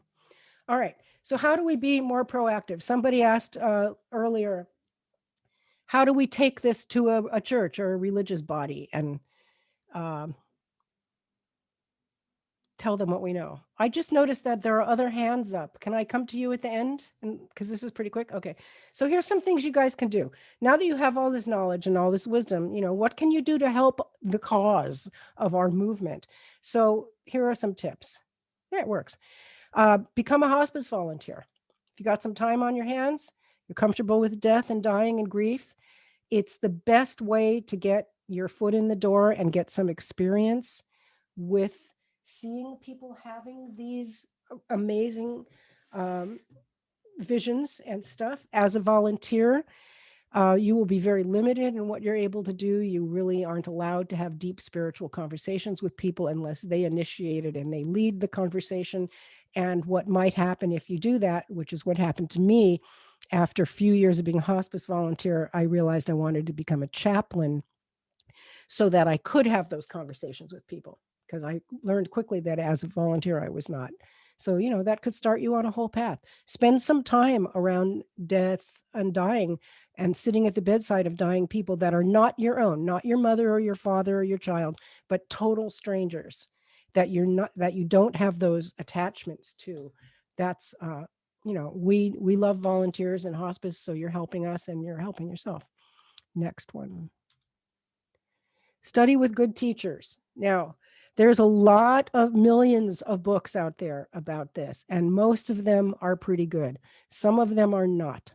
I would suggest that you, instead of the popular pop spirituality books that we've all been reading, that you go a little bit more into the professional realm and the academic realm. I highly recommend The Sacred Art of Dying, which is a program run by a guy named Richard Groves.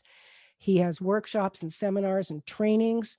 You may have heard of the Anam Cara project. And Anam Cara is a person who's trained to sit at the bedside with the dying. He teaches that.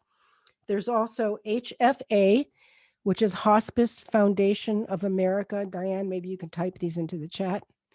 Hospice Foundation of America. That's one. And the other one is ADEC. This is a long one.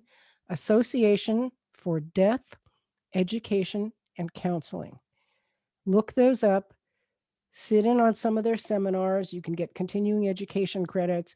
And ADEC actually has a training you can do where you get certified in thanatology. You get a CT, certified thanatology designation, which actually is an awesome credential. I got mine in 2015 before I even had my master's degree, and it got me in so many doors. People in the mainstream, when I had that CT and then MA after my name, people took me more seriously.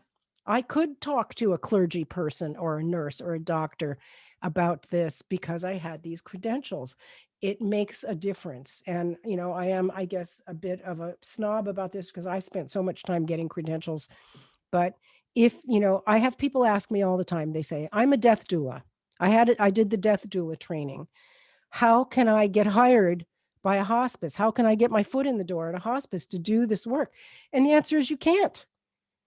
Very few hospices hire death doulas, and they won't hire you if you don't have a master's degree or a certification in thanatology. So it's great to be trained as a death doula. You can help your friends and family. Maybe you can start a little private practice and get some clients. But the mainstream has not come to accept that yet unless you have those clinical credentials. Okay, so just like number 2, study with good teachers, I say read viable research. So again, we're reading books by, you know, Eben Alexander and Anita Morjani, and I can't remember. These people have all been at the Afterlife conference. I can't remember their names, but read Sam Parnia's book.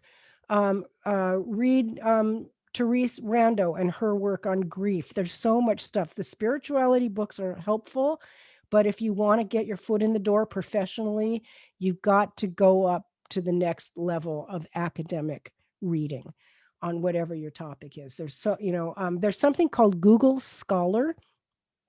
So if you type in Google Scholar, you'll get a list of results, and it's all just like academic scholarship articles. It's not just the same stuff that you'll get on regular Google. So start reading some of that stuff. A lot of it is very dry and tedious and horrible to read, but some of it is very readable. And, you know, go to Google Scholar and look up death and dying, look up near-death experience, mystic visions, whatever you're interested in, and you'll find a much more mainstream, deeper study of it.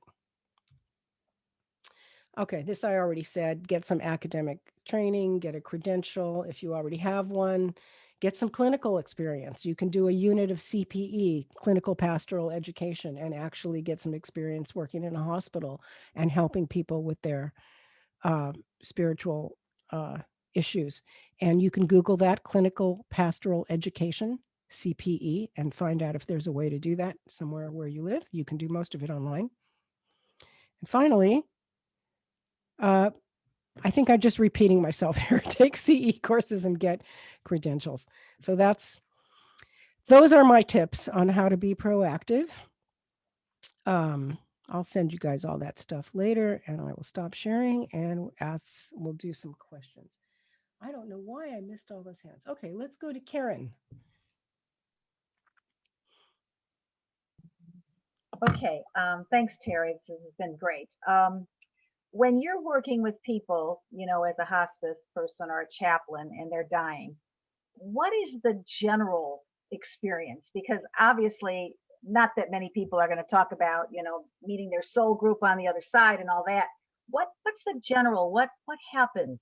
Because obviously, you can't just tell them what's going to happen, but what kind of happens, or is there kind of a progression? I mean, do you have experiences where people do come to this realization that That's a really good question. So the place to find that out is to look up Dr. Christopher Kerr, whose research I talked about earlier.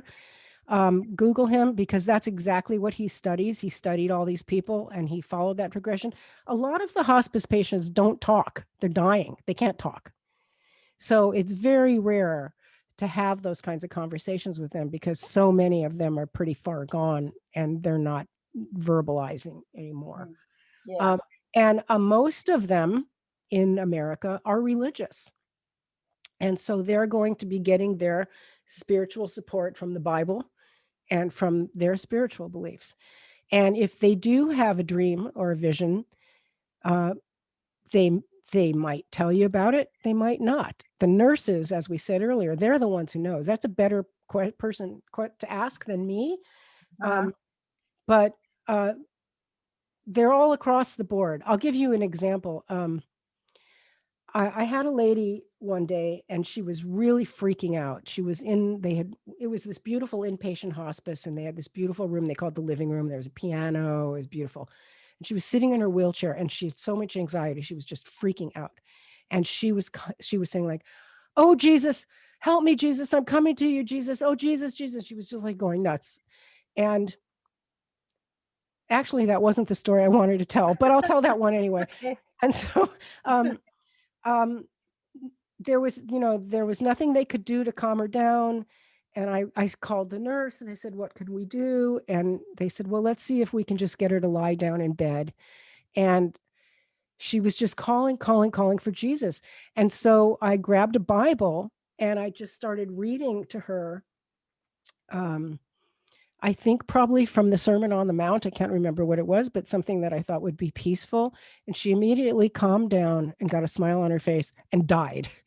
Wow. Just like that. That was a good experience. It was a good experience.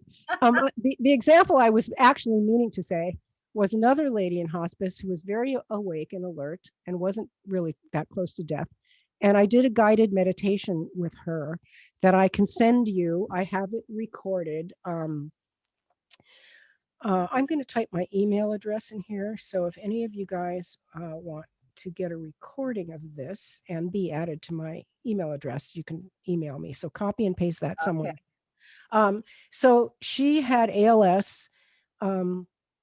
She was very alert, real sweet, sweet lady. And I did this guided meditation with her that I can send to you, where I have them meditate on seeing that like they're out in the sky with this billions of stars in the sky, and the stars become all colors and they start breathing in the stars and the starlight and blah, blah, blah.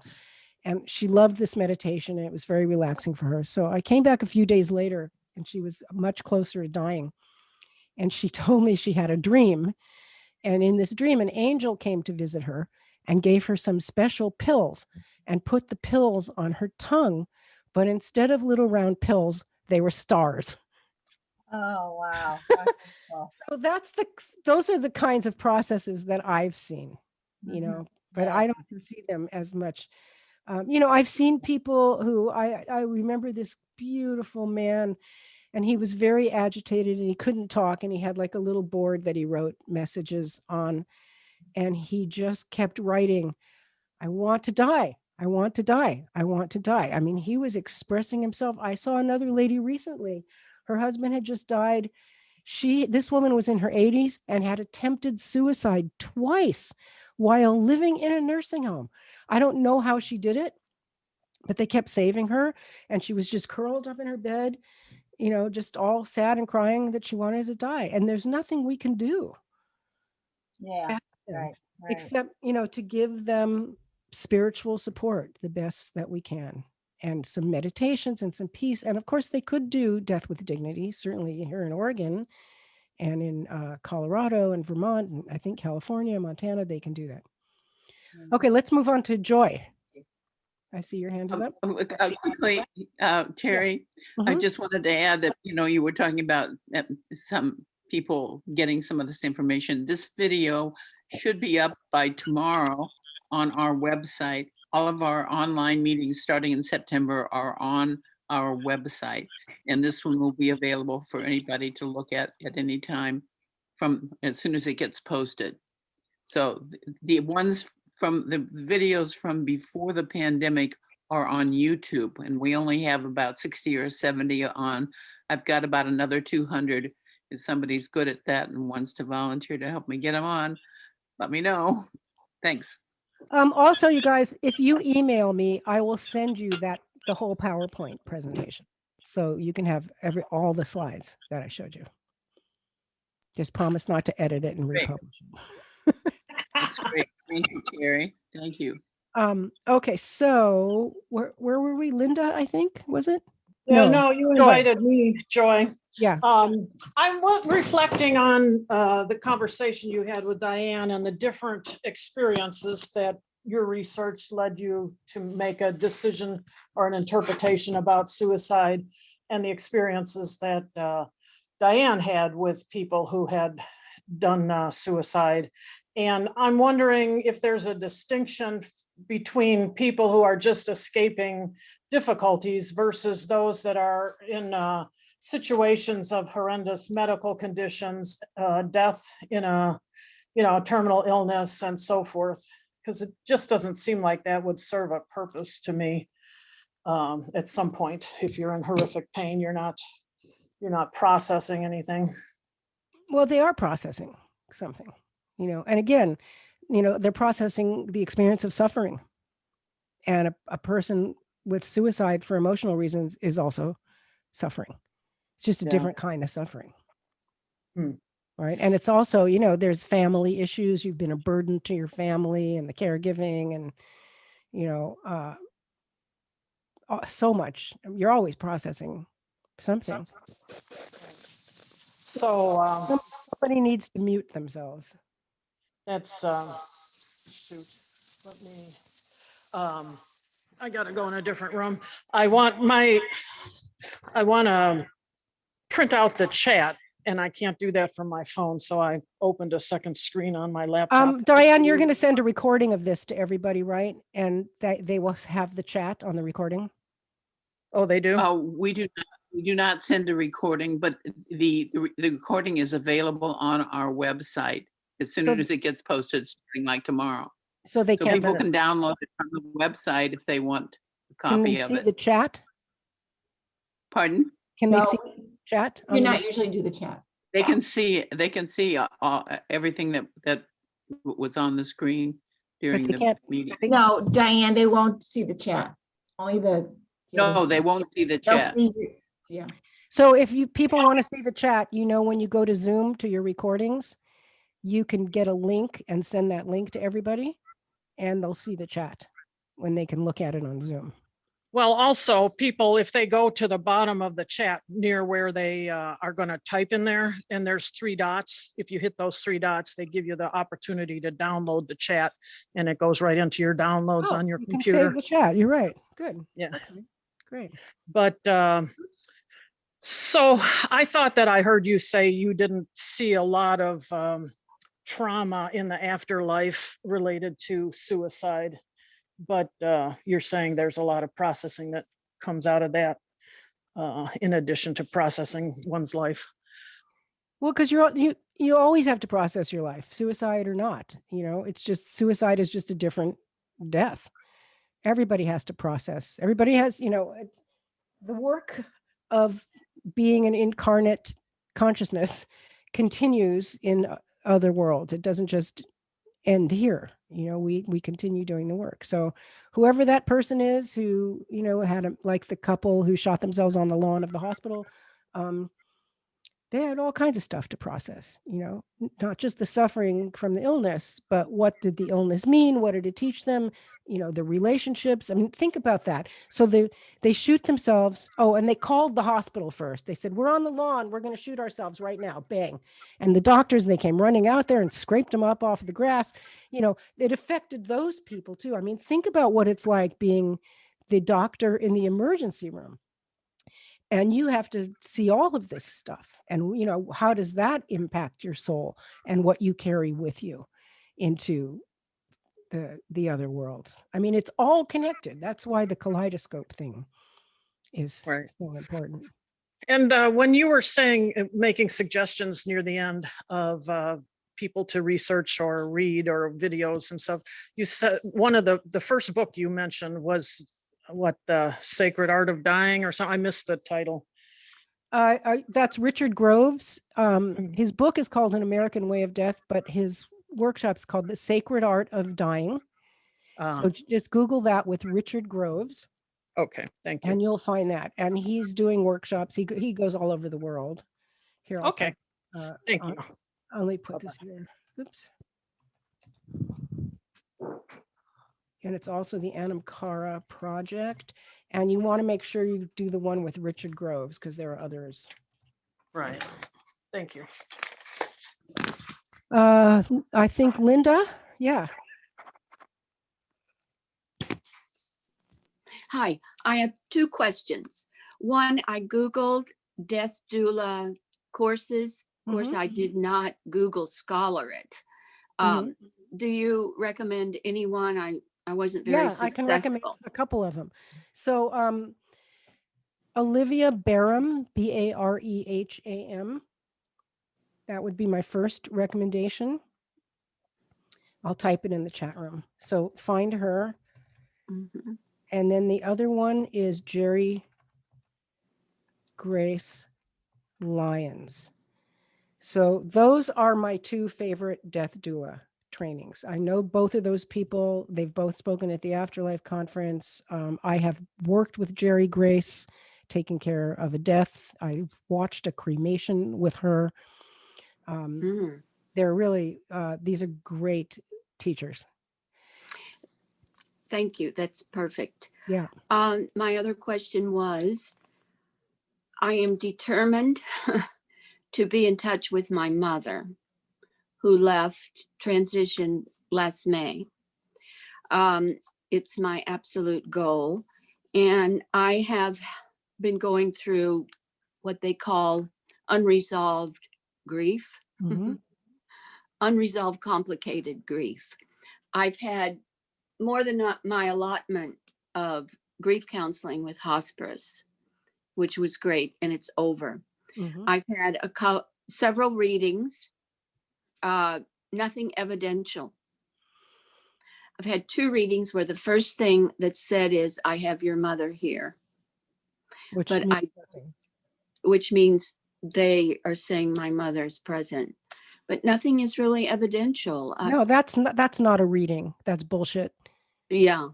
That's, you know, you need I know. You want a medium that I can recommend? A good evidential. Suzanne Geisman is like a 4-hour wait or 4-year wait. 4 years? All right. Go to, oops, I spelled it wrong. Disregard that. Austin Wells.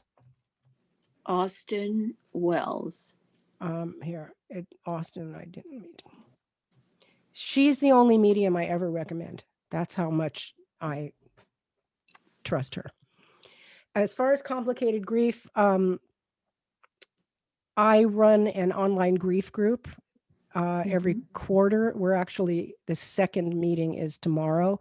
But if you email me, I'm going to put you guys all on my email list. Please email me and let me know that you want to be on. Or better yet, Diane, can you email this whole group for me? You're muted. Unmute yourself, Diane. Sorry, it took me a minute. I don't know exactly how to do that. Can you tell me how to do that? Well, you have all their email addresses, right? No, I don't. Oh, I see. Okay, so here's how we'll do that. So I'm just going to have to ask you guys to all email me, and I'm going to get 60 emails with different addresses. Or, but I can't think of any other way to do that. That's fine. And I'll have your email addresses. Better yet, here's something else. Okay, hang on. Just bear with me 1 second. I have an easier way to do this. And the reason I'm saying this, Linda, is because I would like to give you some resources for helping you with your grief. Complicated grief is something that I kind of specialize in. Okay, so I'm going to send you a link right here. And if you click on this link, you'll be able to subscribe to my email list. And then you will get a thank you note from me within 24 hours. And then you all, and so that's for all of you who just want to stay informed about what I'm doing in the Afterlife conference. Linda, I would ask you to send me just a personal email. Okay. And here's my email address again. And I will send you information about the grief groups and send you some resources that can help you, some information about complicated grief and some. Great. And just remind me that you're the one who talked about complicated grief, and I'll send you some good stuff. Thank you so much. Thank you. Sure, of course. Okay, so here's somebody asking, or not, about you don't have to incarnate. What happens to our souls if we choose not to come back? Do we just do time out in a corner somewhere? Well, there's no time out because why? Why, Diane? Why is there no time out? There's no one way to do anything. Well, I was thinking you would say because there's no time, right? There's no time. There's no That's time. true too. There's no time out because there's no But there's- time. And so Yeah, that's correct. There's Yeah. no time. right. There's no time on the other side. Right. So you don't just sit in a corner and wait, you know. I don't know the answer to There's as many ways to do everything as there are souls in the universe, and more and even more than that. So and more, and you more know, than I mean, that. you know, there's life force in a rock. You know, Yes. so Yes. you might want to be the Right. life force of a rock. You know, you might want to just be breath. I mean, we're so used to thinking of ourselves as a body that it's hard for us to imagine not having any body at all. I don't think there's anyone in heaven sitting around playing a harp. No. Definitely not. And you know, and Certainly there's so not. many, There's work. well, you know, there's so many different versions of the afterlife. You know, the Islamic afterlife has a lot of sitting around waiting. And Yeah. they believe that your soul actually stays in the body in the grave until Yeah. Jesus comes back. Yeah. And during that time, the angels come and they give you a life review. It's really the same thing as being dead. And I don't know why they say that your consciousness stays in your dead body, but you spend time with the angels. They come with a book of your life and tell you all the things you did right and wrong. And it's basically the same life review you're talking about. But the only time you ever get to escape from that in between place is when Jesus comes back. And that's very time oriented, isn't it? That has a linear timeline to it. So I Yeah. guess you are waiting. Okay, who else? Did I miss anyone else whose hand was up? Yeah, I'm here, Rosman. Hi, Rosman. You know, I'm sitting here and I found myself getting a little frustrated because a lot of and I know it's a topic of the lecture, the discussion, but there's a lot of talk about, you know, of course, death, dying, suffering, all these things that are, you know, painful. And we're talking about whether, you know, you can come back as a worm or you know, a goat or another person or no other person at all. You know, I feel there's a through line that's just kind of being missed. Like, what's the point of it all?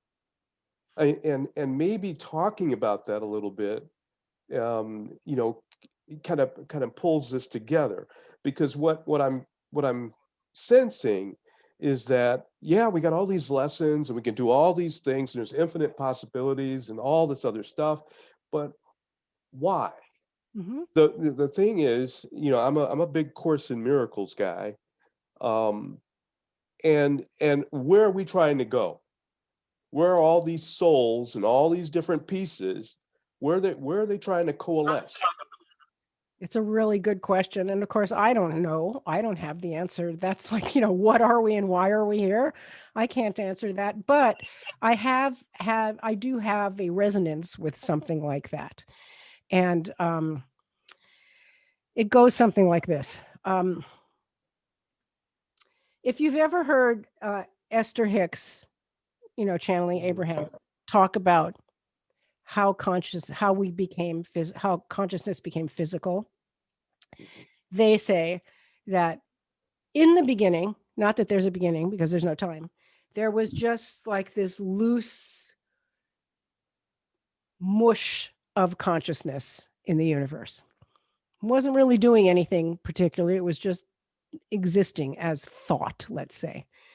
What's interesting about what I'm going to say is this is also what the Gnostic Christians say in their creation story. Now, it's fascinating. The Gnostic Gospels, as they call them, were hidden. They were written by the monks who lived in the caves.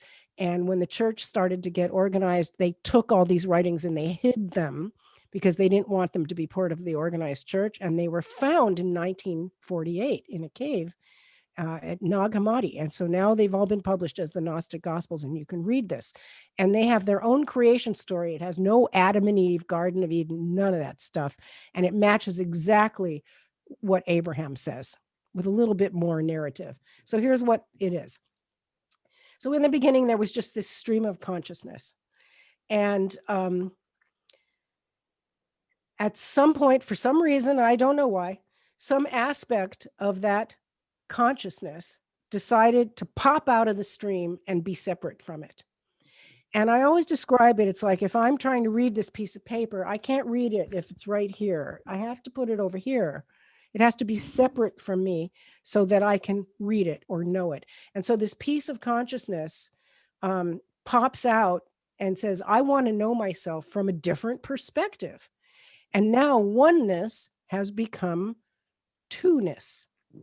And once we did that, this thought collective, we started to see there was separation, right? And we started to see consciousness from this other perspective. Well, where was this other perspective where we were standing?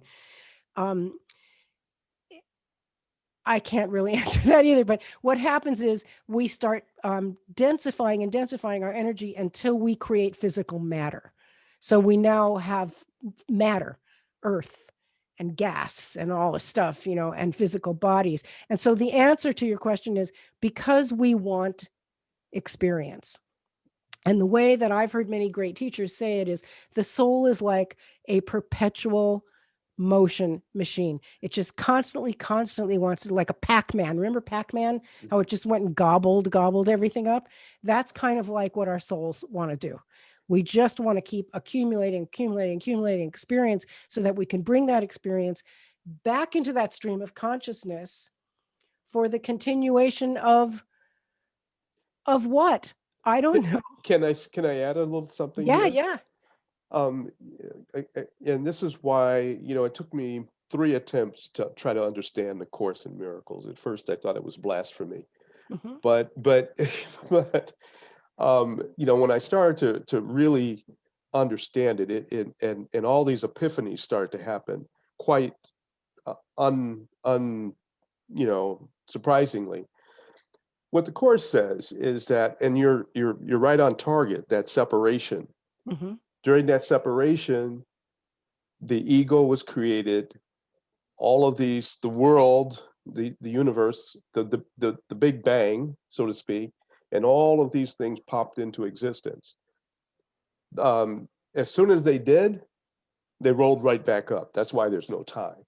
But the point is that there's only one thing that's real. And the only thing that's real is love. That's the only thing that's real. So the point of all of these things that we've been talking about is to try to rediscover and get back to love. That there's all this grief and agony and pain and all these things that we're trying to learn from is how to get back to love. And as the story goes, once we all kind of coalesced, all these various pieces in the kaleidoscope come back together again, boom, it's over. We're back with our creator. We thought we could create like the creator, but we're not the creator. So we made a mistake, an error, and they call that sin. Well, I'm a big Course in Miracles person too. And, the problem with that is, how do you define love? How do you define the creator? Is it possible to make errors? These are big cosmological questions. And, love, in the way you're using it, to me, I would call that mystical union with the divine. It's divine love. It's not love the way we think of it. And I agree that the purpose is to find our way back to that union.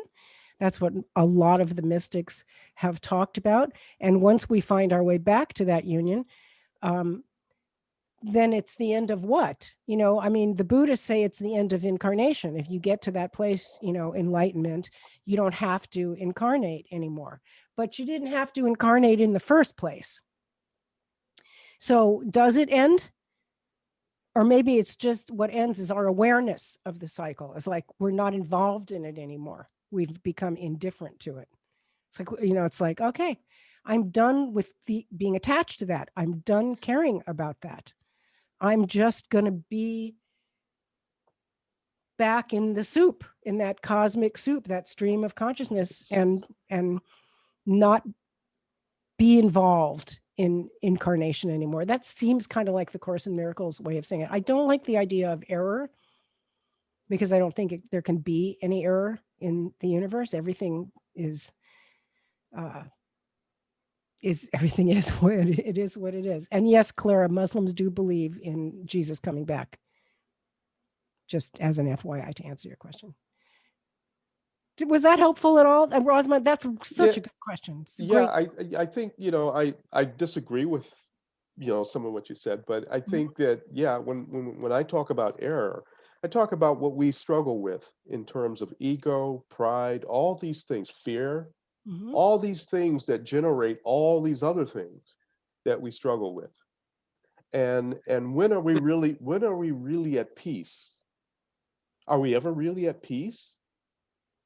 I don't know.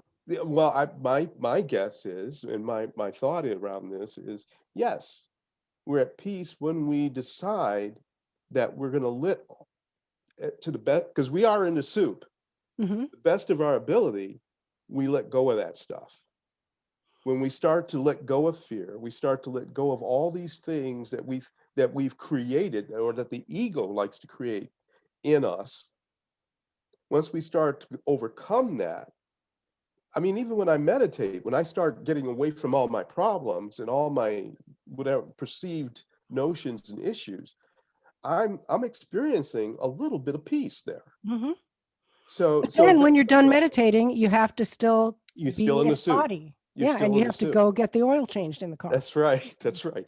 No, it doesn't get you out of the soup. Yeah. But what it's teaching, I mean, and that's the whole point of I don't think I'd ever come back as a rock, but because I don't think a rock has a soul. But the thing about it is that, all these experiences, even as small as they may be, of peace, teaches me along my path in this life how. And when I talk about love, there's many books written on what love is, the 5 ways to express it and all this other stuff.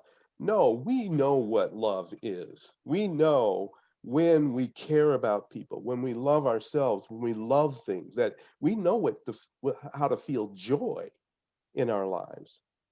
And that's the point I'm trying to make here, that, despite all this suffering and dying and all this, the kaleidoscope of issues, there's a through line that gets us. And what because boom, we kind of created this thing, trying to be like the creator. Now we're the son of God, right? And that's everybody is the son. And now we're trying to get, but the creator is only, because the creator is only love, he lets us make our mistakes, or it helps us, whether it's a he or a she or an it, lets us make our mistakes until we discover love again. And then what happens? We go back with being with the creator. That's kind of my spin. Yeah, I get it. I don't have an opinion on that one way or another. I that fits for me about reuniting with mystical union with the divine, but we can do that while we're alive or while we're not alive. I feel like I'm in mystical union with the divine all the time, even though I'm just a human full of all my crap and bullshit and suffering. Oh, we're always connected. Yeah. We're always connected. Yeah. There's no question about that. It's just being connected through love. Yeah. Well, we do the best that we can here on earth. And then, like I said, the Buddhists say that there is an end to it. And then we just merge back Right. into oneness. And I believe that. And I suppose when we do that, we don't have this kind of consciousness where we're aware of things the way we are now. And maybe that's, some people think that's what happens to dead people, is that their consciousness just goes into some other realm and just sort of dissipates, and it isn't referencing the same way that we do. It doesn't know that I'm a person who has died and there's my loved one over there on earth crying. It's like just gone from all of that. That could be too. Well, there's multiple dimensions too in the Yeah, quantum there's world. endless dimensions. Yeah. All right, let's move on. Let me go to Ellen. Hi, Ellen. You're muted. Thank you. Oopsie. Good to see you. It's a long time. Yeah. Hey, I just wanted to chime in on this for 1 second. Even Alexander, when he says the brain is a limiter of human consciousness, I really find that a useful groundwork. And as a medium, when we work with sitting in the power, in fact, I can think of sitting with Austin Wells and Chris Drew doing that exercise and completely losing track of my physical body. And yet still knowing I existed. So it's like, oh, I was, elated, and to understand that we still exist beyond that while we're still tethered to this thing, to me is a real gift. But I just wanted to read, the movie Interstellar has this amazing quote. It's very short, but about love, what we were just talking about.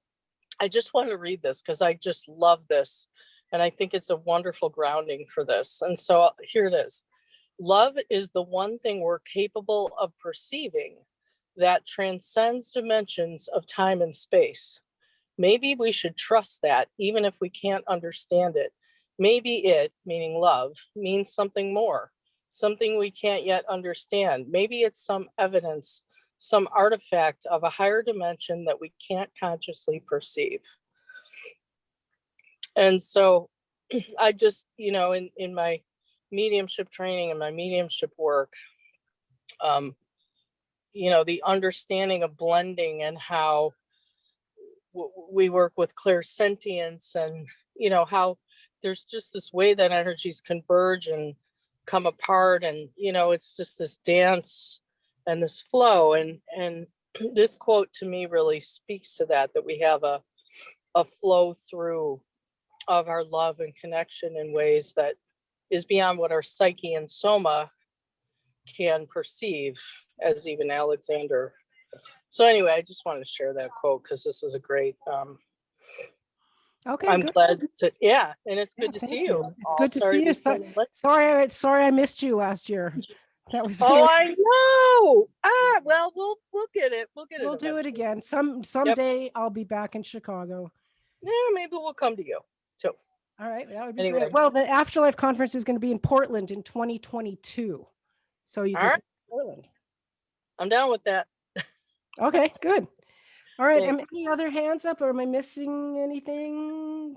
I think we got everybody here. Okay, I'm going to lower people's hands because otherwise it's confusing. I think we've gotten just about everybody. All right, good. All right, that's good because I need to sign off. It's been a long time here, and my dog needs to pee, so I need to take her outside. Thank you so much, Terri. It's been wonderful having you. It's been delightful to have this opportunity. I'm going to put this link in here one more time for signing up for my newsletter. It's right in there.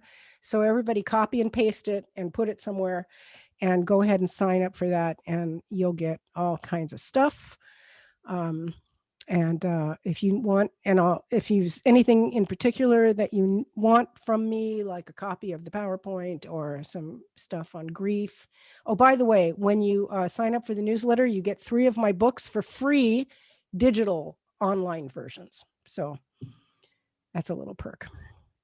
And it's always nice to think to donate to Chicago IANDS too, if you can do that. Yes.